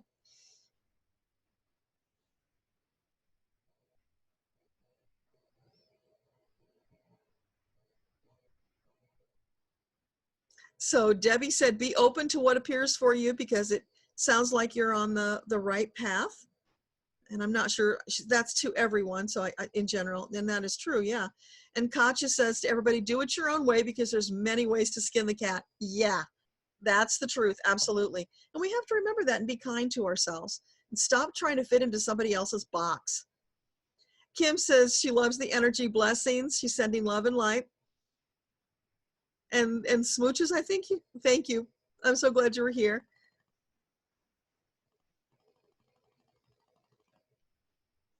Okay, there's a couple more hands. Colin, you want to know what your spirit guides have to share with you about your soul purpose and your mission. Why did you incarnate? I don't know what Blu-rays are, Colin, but we can look that up in the class if you join us for the Starseed class. And your soul purpose and your mission. Well, here's the thing. All of us, our soul purpose is to come here to expand our consciousness and have a heck of a good time. That's the big prime directive for all souls. Now, it changes a little bit depending on what your gift is, but you always get to decide. So it's always about getting out there, finding what feeds your soul, and doing more of that. It's that simple. We're the ones who make it complicated. And I know you know what your gift is because you were in the course. So it's about taking that gift, finding new ways to use it that bring you joy. You're just not getting enough joy, Colin. I'm feeling like your world is a bit too small. You need to bust down those walls, get out there and find more joy and more lightness and effervescence for you too, because it feels like there's a lot of forcing kind of energy, like straining and stressing and trying to make it happen. It doesn't work. you can spend your whole life doing that, and then you'll stay in the box. So it's more about floating. Think of yourself floating in water effortlessly. That's the journey for the soul. And so that's what we're all striving for, to get to that space where we allow more, where we just float and we let it unfold and we experience it.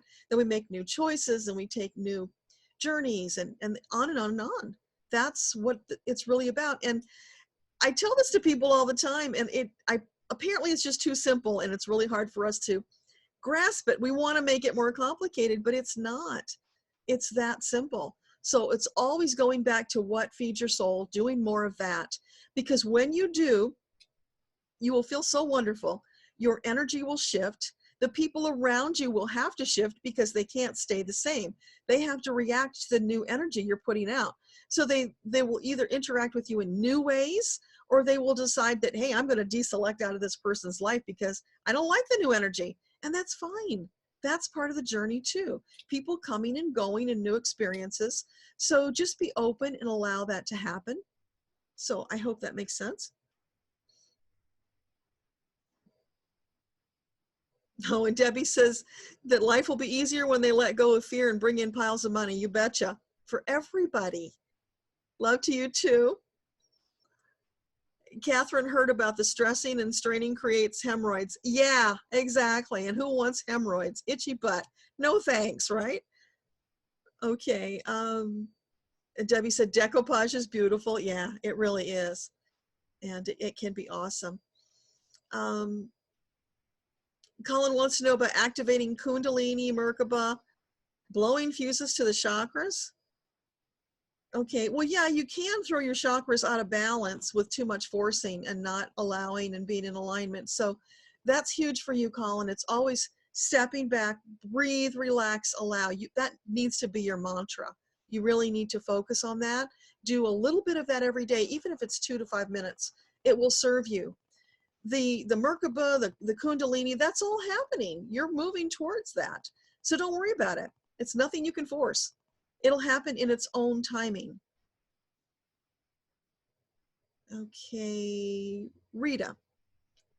Rita says she's at a crossroads as the kids get older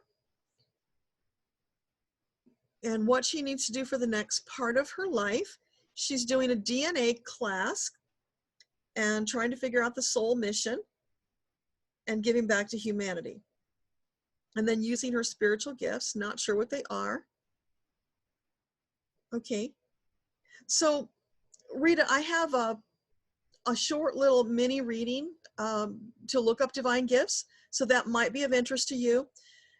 But what I just talked about a minute ago there, all of us, it's all about finding what feeds your soul. So it goes back to, if you don't know right now what you can do that feels so wonderful, you would do it for free if you didn't have bills to pay. That's your clue. That's what your purpose is about. It's doing that thing that feeds your soul. Yes, we find that out when we look at your gift in these readings, because we can find all the characteristics and help you tap into it faster. But intuitively, we all know what it is. It's a matter of giving ourselves permission to do it. And so many times we get weighed down with all the cares and worries and responsibilities of the world, and we neglect ourselves. Because first and foremost, our responsibility is to our own soul journey and doing what helps take us further on that journey. Then we can care for others. But it's first care for yourself so that you have more to give to others. So part of what you're working on now, Rita, is allowing yourself, giving yourself permission to take care of you first. So that you come from that, hey, Wonder Woman strength that you can share with others. You can't help other people if you're depleted. So lots more self-care. And then some introspection, meditation about what brings you joy. And in that introspection and meditation, open yourself up to insights from your guides that will help you to step more fully into those things that do bring you joy.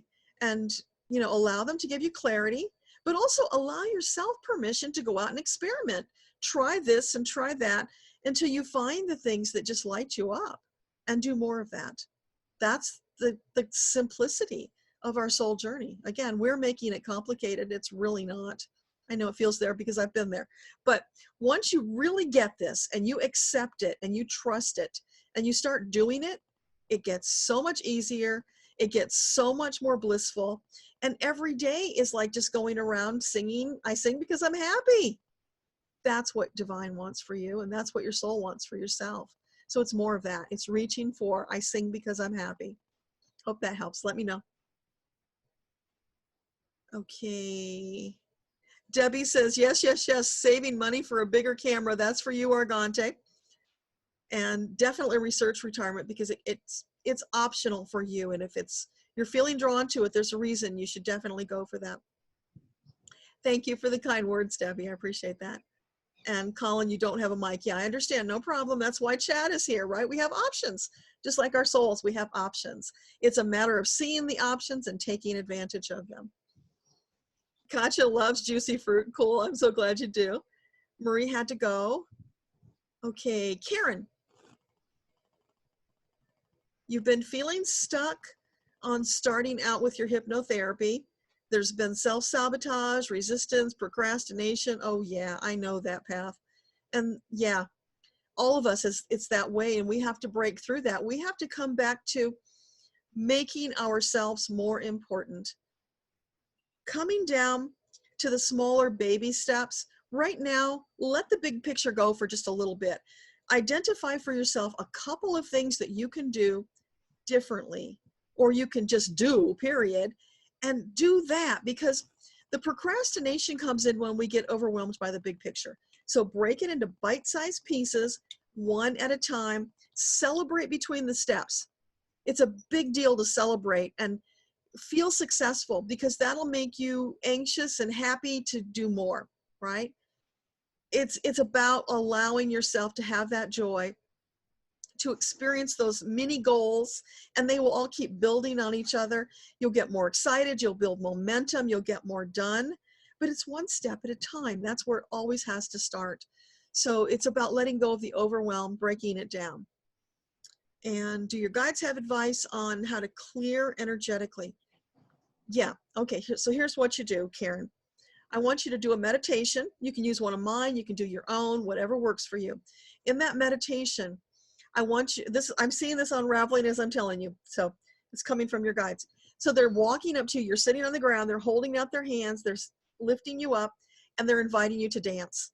Because your life journey is really dancing with your guides. It's about that joy, it's about that experience. So they're inviting you to dance, and they're going to lead you forward. You're going to see all those beautiful things along the way that will inspire you and just get your juices flowing. And it's like, oh, that's what I want. And you'll keep reaching for that and reaching for the next thing and just going on and on. But know that it can be that easy. It's standing up, taking their hands and dancing with them. Your life is a dance with your guide team. So go out, and it can be any kind of dance you want. It can be a beautiful waltz. It can be the cha-cha. It's up to you. It's what feels good to you. And it can change, right? So take that time in meditation with them. And as you're dancing with them, just relax, enjoy, and receive.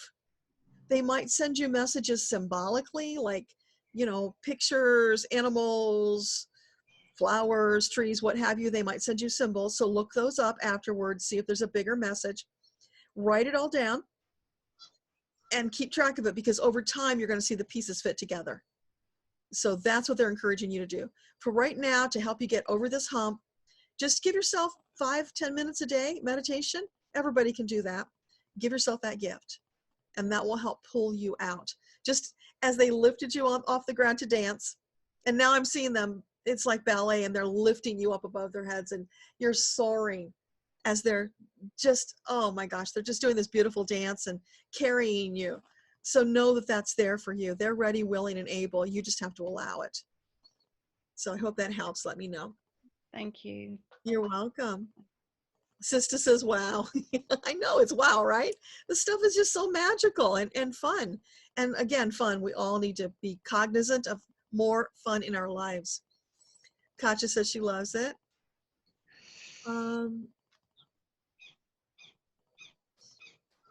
Okay, I'm just scanning the chat here. Katya had to go. Thanks for being here. Sister said thank you. Okay, Bianca.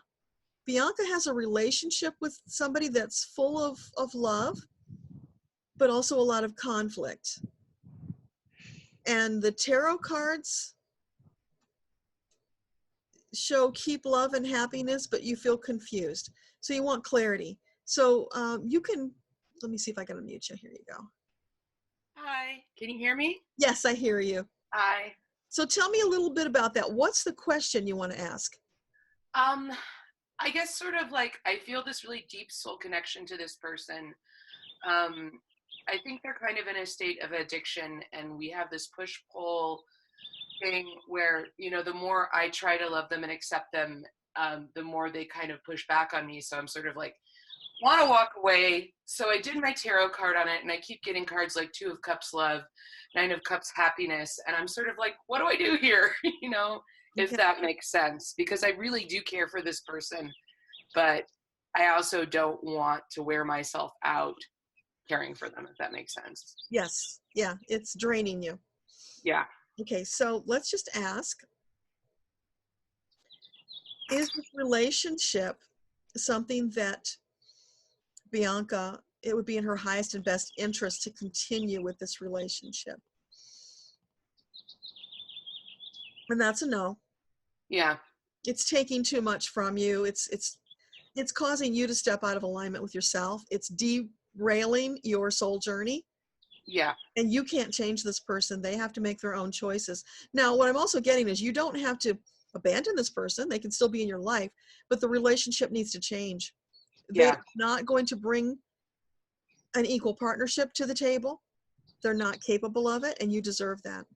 Thank you so much. Yeah, so don't deprive yourself of that amazing relationship that is waiting for you by staying stuck in this one. For sure.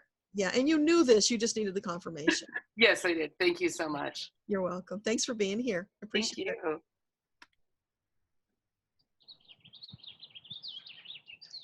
Okay.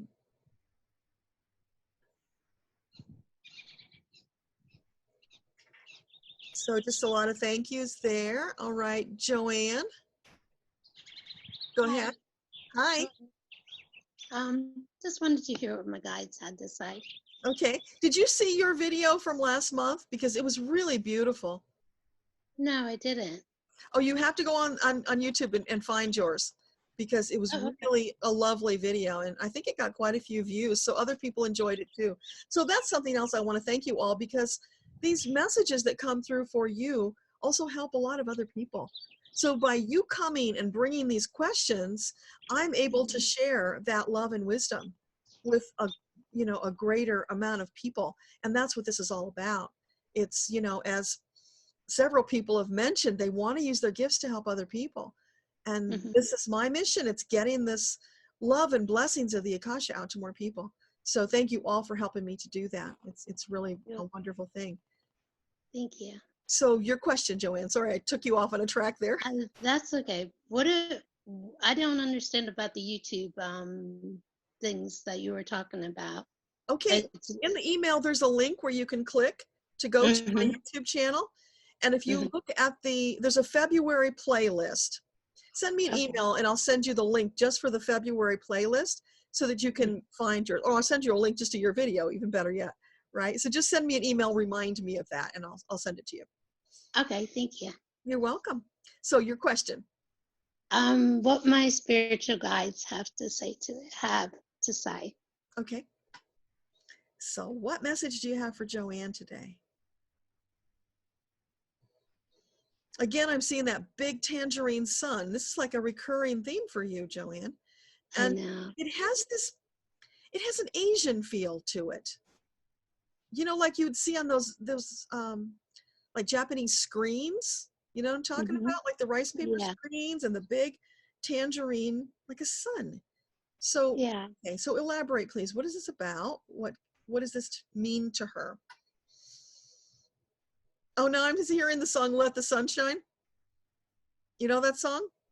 Yes, yes. I'm hearing that song for you. Go Google that, get the lyrics to see if there's more. Okay, so she needs to let more sunshine in. And now I'm seeing you dancing, and you're wearing this like white kind of shifty style dress. So, you know, just hangs loosely.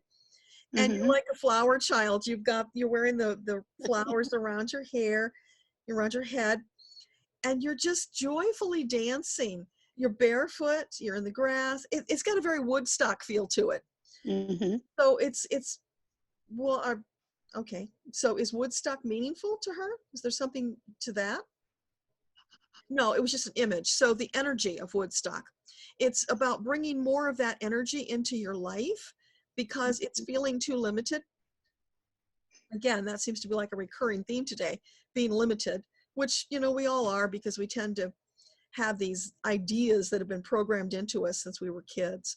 And it's all about being that hippie girl and getting out there and dancing, and there's no barriers or restrictions. You can dance wherever you want to dance. And it's expression, more expression, Joanne. That's what they're saying. Whatever message you want to share with the world is waiting to get out.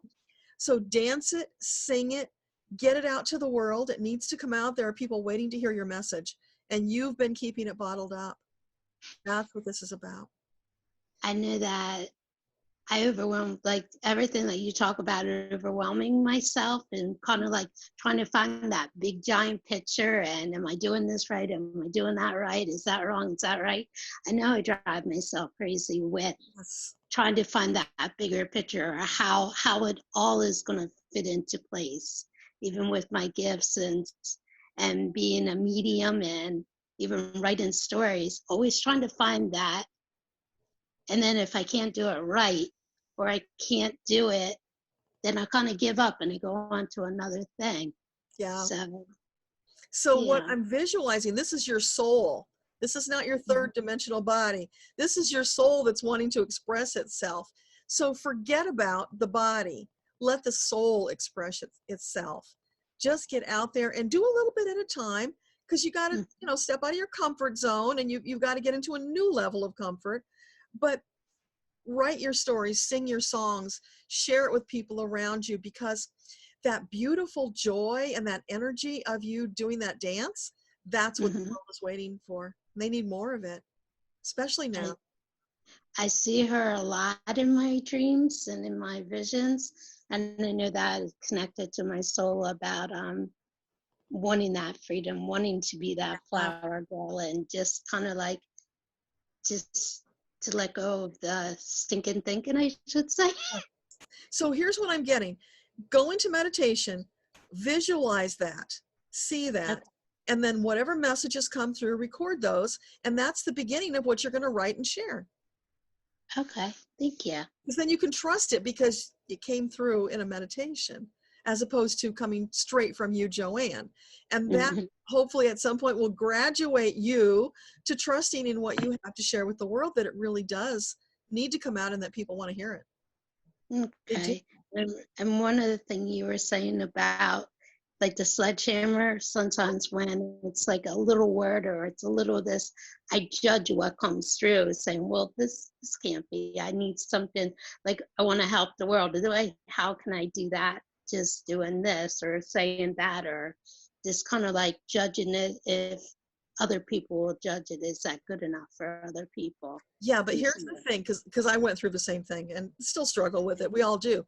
Because the stuff that comes through sometimes sounds so outlandish. It's like people are going to think you're nuts if you tell them this. But you know what? It's not up to you to judge the message. You are the messenger. It's up to you to deliver it. That's your job. What other people do with it, not your business. So here's an example. A few months ago, a lady came on, and I started hearing that song, The Green, Green Grass of Home. That's about death. And I'm like, in my head, how can I tell her this? Because I don't know what that's going to mean to her. And I'm trying to figure out, how can I say it in a nice way? As we talked, and, you know, I struggled with what to say, it came out that, yeah, there was a lot of death around her. That was an important message.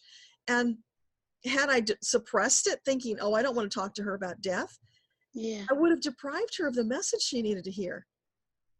Yeah. See, this is why we can't judge it. We just have to share it. I know that I do judge it a lot, and I guess there's something like I want it to be a big wow, like it was like change, like just trying to find my own twist of what am I supposed to do? What am I supposed? I know connect with like spirit and people that have crossed over and hear them in their conversations, and but I know I'm stopping myself in fear of being noticed, fear of being able to do something, or fear of, you know, like them old messages, if you can't do it right, don't do it at all kind of deal. Yeah. So let go of all that judgment. Don't try to put your own spin on the messages, because you want to deliver the message in its purity. Yes. Or if you do want to put your own spin on it, make sure that you separate it and say, okay, and now this is my interpretation. Because if you share it all in the same message, they could be confused and think that that was divine direction. Okay. So you want to separate Joanne's message from divine message. Okay, because like connecting to spirit, I mean, that's the easy part for me. That comes so naturally. And I mean, I hear all kinds of conversations, but I mean, just like letting it go. I mean, finding out like more to mediumship about, you know, how to present it and what the symbolism is and everything like that. So yeah. And when you do that, you're making it harder on yourself than it needs to be. Because if you just simply share what you're seeing and feeling and hearing, right? You don't have to embellish it. What they're giving you is perfect. Because what do you think about this? This might help. If you judge it, and if you feel a need to embellish or change it, what are you really saying? You're judging divine, aren't you? Because you're saying your message wasn't good enough. I have to change it. And that's ego. Yeah. Yeah. And we all have that. So just remember, who am I to judge the message from divine? And then you'll make it a heck of a lot easier on yourself. Just deliver the message. Okay. Plain Yeah. unchanged. Yeah, because I think to myself, who am I to judge the divine of what comes through? It's like, oh, no, I don't like that. Maybe something else or something like that. Yeah. But yeah, And I guess it's a lot of fear. It's a lot of fear. It is, but you're getting, God is talking to you. What's to be afraid of, right? Yeah, I know. I mean, when I talk to Jesus, whoever comes through, I mean, it's like a conversation, like a long lost friend. I mean, everything comes through, and it's all God, because it's all coming from Creator through the various messengers. But then when you add other people to it, it's like, well, I mean, I had experiences. Oh, well, I don't understand that, or why would you say that, or I want to know if I'm going to be living here or living there. I don't get them. You know what I mean? I mean, it doesn't. I know I say that a lot, but yeah, I guess it's just fear of just letting it go and letting it unfold. It's breathe, relax, allow for you to. Okay. The more you do that, the more the messages will get validated by whoever you're sharing them with, and you will trust more so that you can just deliver it as it came through. And it's a process. You know, I still have moments where something comes through and it's like, you know, the ego side of me says, oh, I can't say that. You know, and then I have that internal struggle while I'm trying to share what I got. But it happens less and less. And it will for you too. It's just a matter of stepping into that trust and delivering it as fully as possible, because that's your responsibility. If you are going to be a messenger, you have to be a faithful messenger. Okay. Deliver what you get. Okay. Thank you very much. You're welcome. Okay. Take care. You too. Okay. Kathy. Your guides have anything to say regarding your new endeavor with performing music? Okay. So what can you tell Kathy about her new endeavor with music? Is this an optimal path for her? Oh yeah, I get a big warm, yeah, and you guys are jumping up and down and clapping their hands and rubbing their tummies for some reason. I don't know, I guess it's delicious, it's satisfying, something like that. And you can unmute if you want to comment, Kathy. So what else can you tell her about this endeavor with performing music? They're saying go with gusto, put everything into it, just really make it your own and have a ball. Don't get too serious, stay light and happy, and that will bring the most perfect energy to your music. And then that music will carry your love and intention out to those who hear it. So don't keep it in a box, don't judge it, because you're channeling music. Allow it to flow freely from you. And I feel like you've done this in past lives. You've got a connection to music. Multiple past lives? Yeah, multiple past lives of music. So this has been waiting to come from you. It's bubbling up. Allow it to evolve and get even greater. And just enjoy the heck out of it. So yeah, do the music.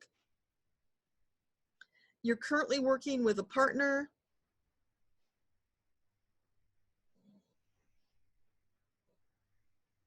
Yeah, so it's it's currently me singing and one of my friends playing guitar, and we've had just a handful of little gigs. We've just gotten together in September and worked up a few little sets, and it feels like he's Soul Clan and he's a cool guy, but I don't know if I need to stay with him or if I need to broaden my tentacles, if you will. Well, what I'm hearing is don't limit yourself. Why can't you do more than, if you feel led to interact with more than one person musically, do that. Doesn't mean you have to leave that partner behind unless you feel like you want to. If it's not working, if there's too much friction, if it's too hard, then don't stay with that person, because that's limiting your gift. No, there's no friction at all. Okay. At all. Great. So, but there's more than one way to express your music. And if you're fully fulfilled with expressing it with this one partner, great, do that as long as it feels fulfilling. But if you feel like you want to stretch yourself into other areas, use your voice differently, not be confined to that space that you share with that partner, then add elements into it, whether with that partner or by yourself. But it's no limitations here. This is a gift that wants to flow from you. So don't limit the gift. And it is going to evolve. In a year from now, it will probably be different, fuller, more resplendent is what I'm hearing than it is today, if you allow it to. Outstanding. Yeah. Yeah, the stomach thing is, it's a form of therapy for me. Really. So makes sense. Okay, great. Because I was trying to figure out, why are they rubbing their bellies? Yeah, because I can feel it in my solar plexus, and my that particular chakra always gets really warm before I perform and during performance and everything. Yeah, because that's You'd think it would be the throat chakra or the crown chakra. No, it's my solar plexus. That's the seat of power, so it makes sense. So when you're feeling it there, you are expressing your gift in a greater way. You're allowing it to flow from the power of the solar plexus. So that's really cool that you've tapped into that. Let it go. Let it expand. You're welcome. Thanks for being here.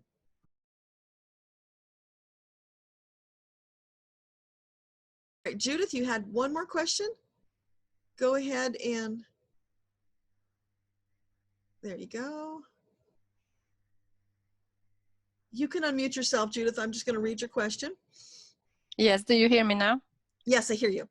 Yes, I had another question, and then in the meantime, I had another question. So can I have two, or should I just choose one?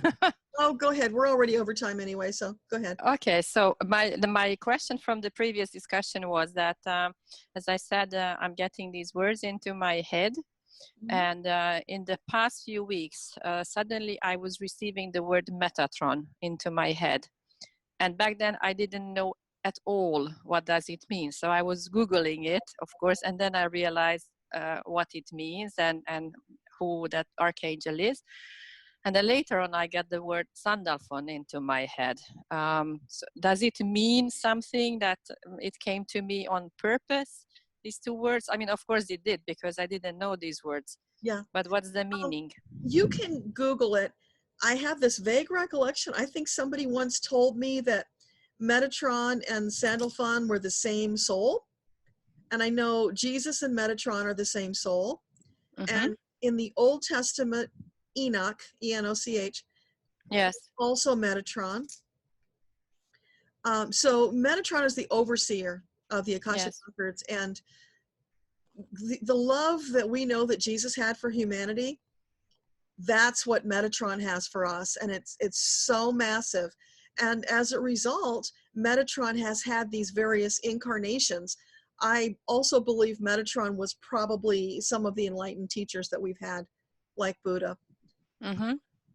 So, yeah, Metatron keeps coming in the physical form to help us, but he's also overseeing the records and overseeing all of us and sharing all this love.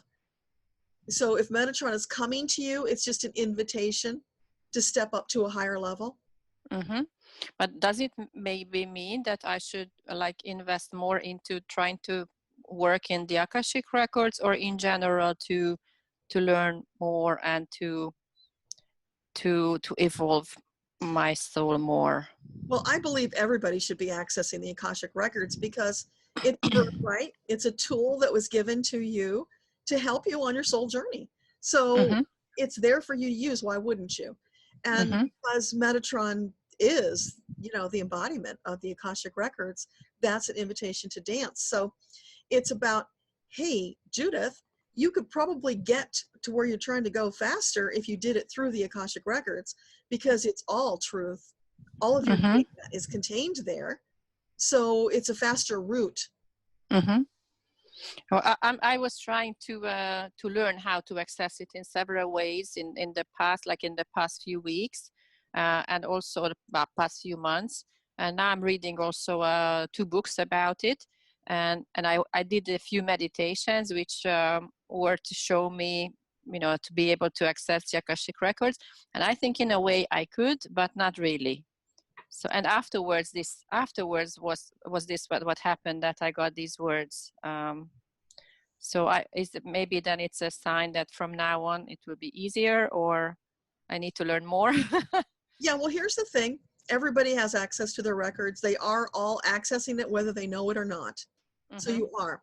The only thing that will be different for you, you don't have to do fancy prayers unless you want to. Keep doing what you've already been doing.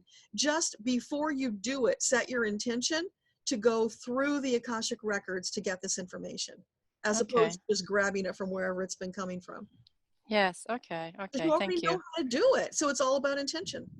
Yes, well, I'm getting a lot of words and dreams also, so I guess it's all coming from there. And I feel that it's all coming from the Akashic Records, but if you consciously intend that's where you want it to come from, you'll probably have a deeper experience.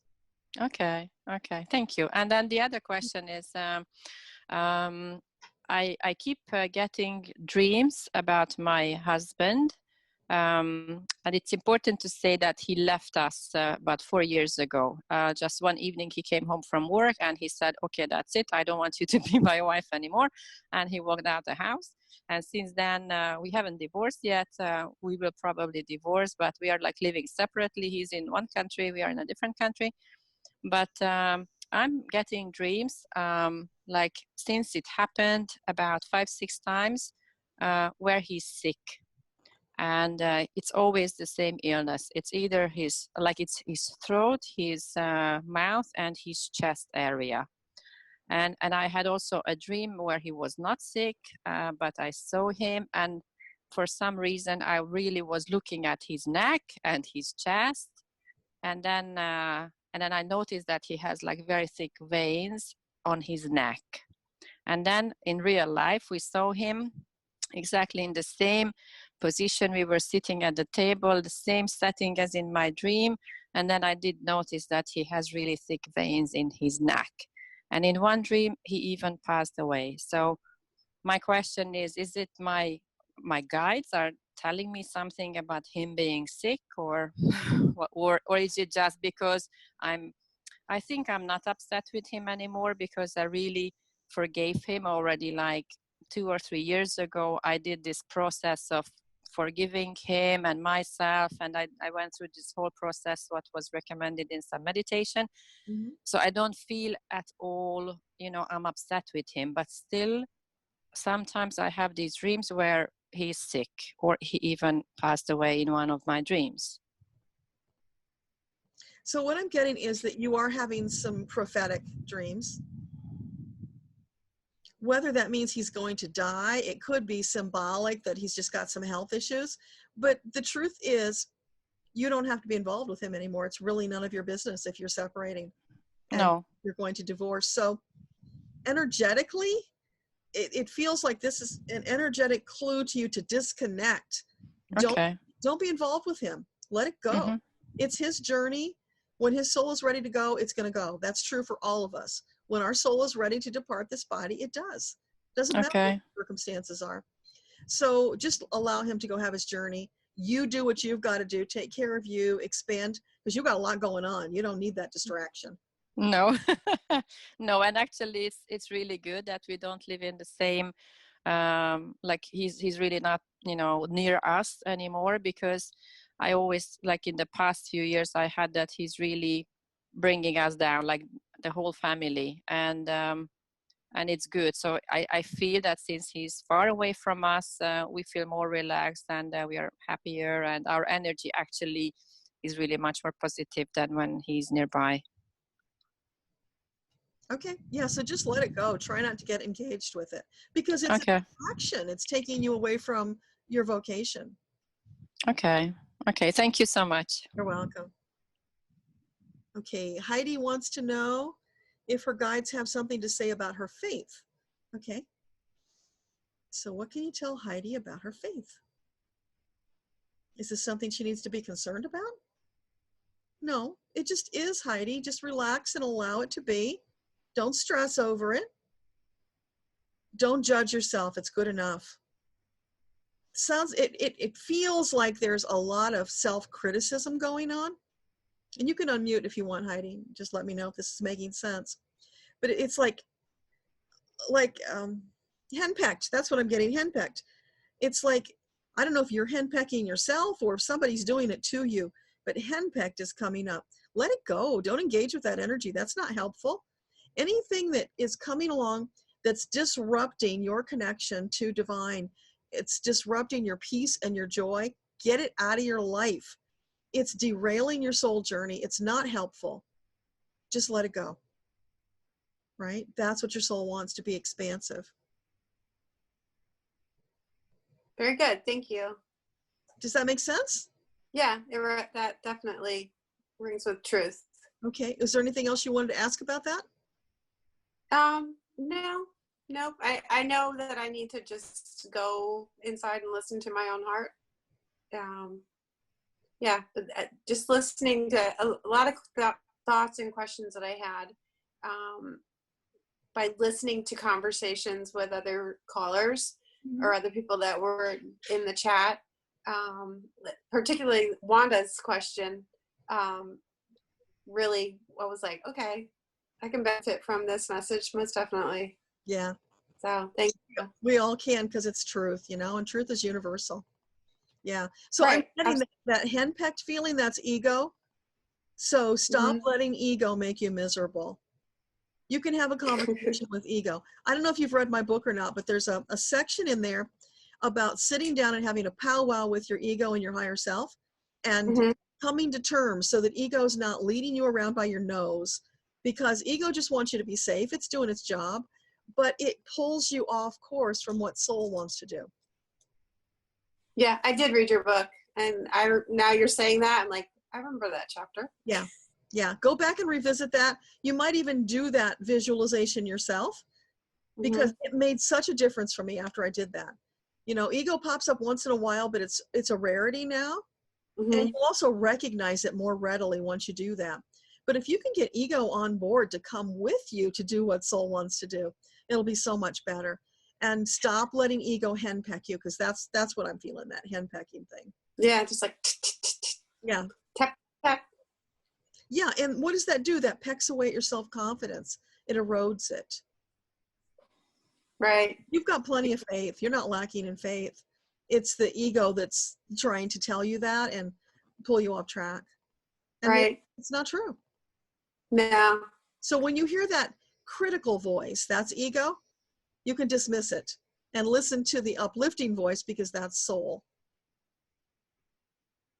That's soul Very good. with divine and sharing with you.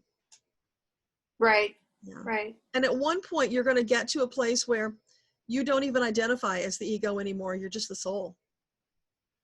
That's part of the journey. And that's what I'm striving for. And probably my ego is in a panic to, what? Yeah. No. Holding you back. Digging in the heels, holding on for dear life. No, don't leave me. But right. What ego needs to understand is ego can come along for the ride, and it will have a ball. It'll be so amazing. But you have to have that powwow with ego and get some cooperation. Right. It's funny you use the word powwow, because one of the changes that I'm working on is it's going to teach in a Native American school. Oh. And I feel like it wasn't random that you used that word. That's how I see it, because we sat down in a little circle, cross-legged, the three of us, and it was a powwow. Right. Yeah. Very powerful. So try that and let me know how it works out.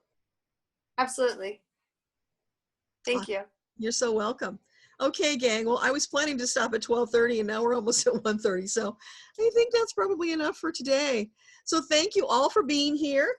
Just a reminder, I will be sending you out an email soon to let you know about the Starseed class that I'm going to be teaching in March. So that's if you want to know what soul group you came from and more about the 22 different star seeds, that's what I'm going to be teaching on that course. So watch for that. I'll be sending out an email also with a link to these videos as I upload them. They'll be next week. I'll be uploading them a bit at a time. And please go to YouTube, like, comment, watch the videos, because that helps more people to see them. I need to grow that channel to reach a larger audience, because that's my mission from Metatron, to get the word out. So you can all help me in that mission, and it would be just a glorious endeavor, and such appreciation and love for you. Thank you all for being here. Mwah. See you next time.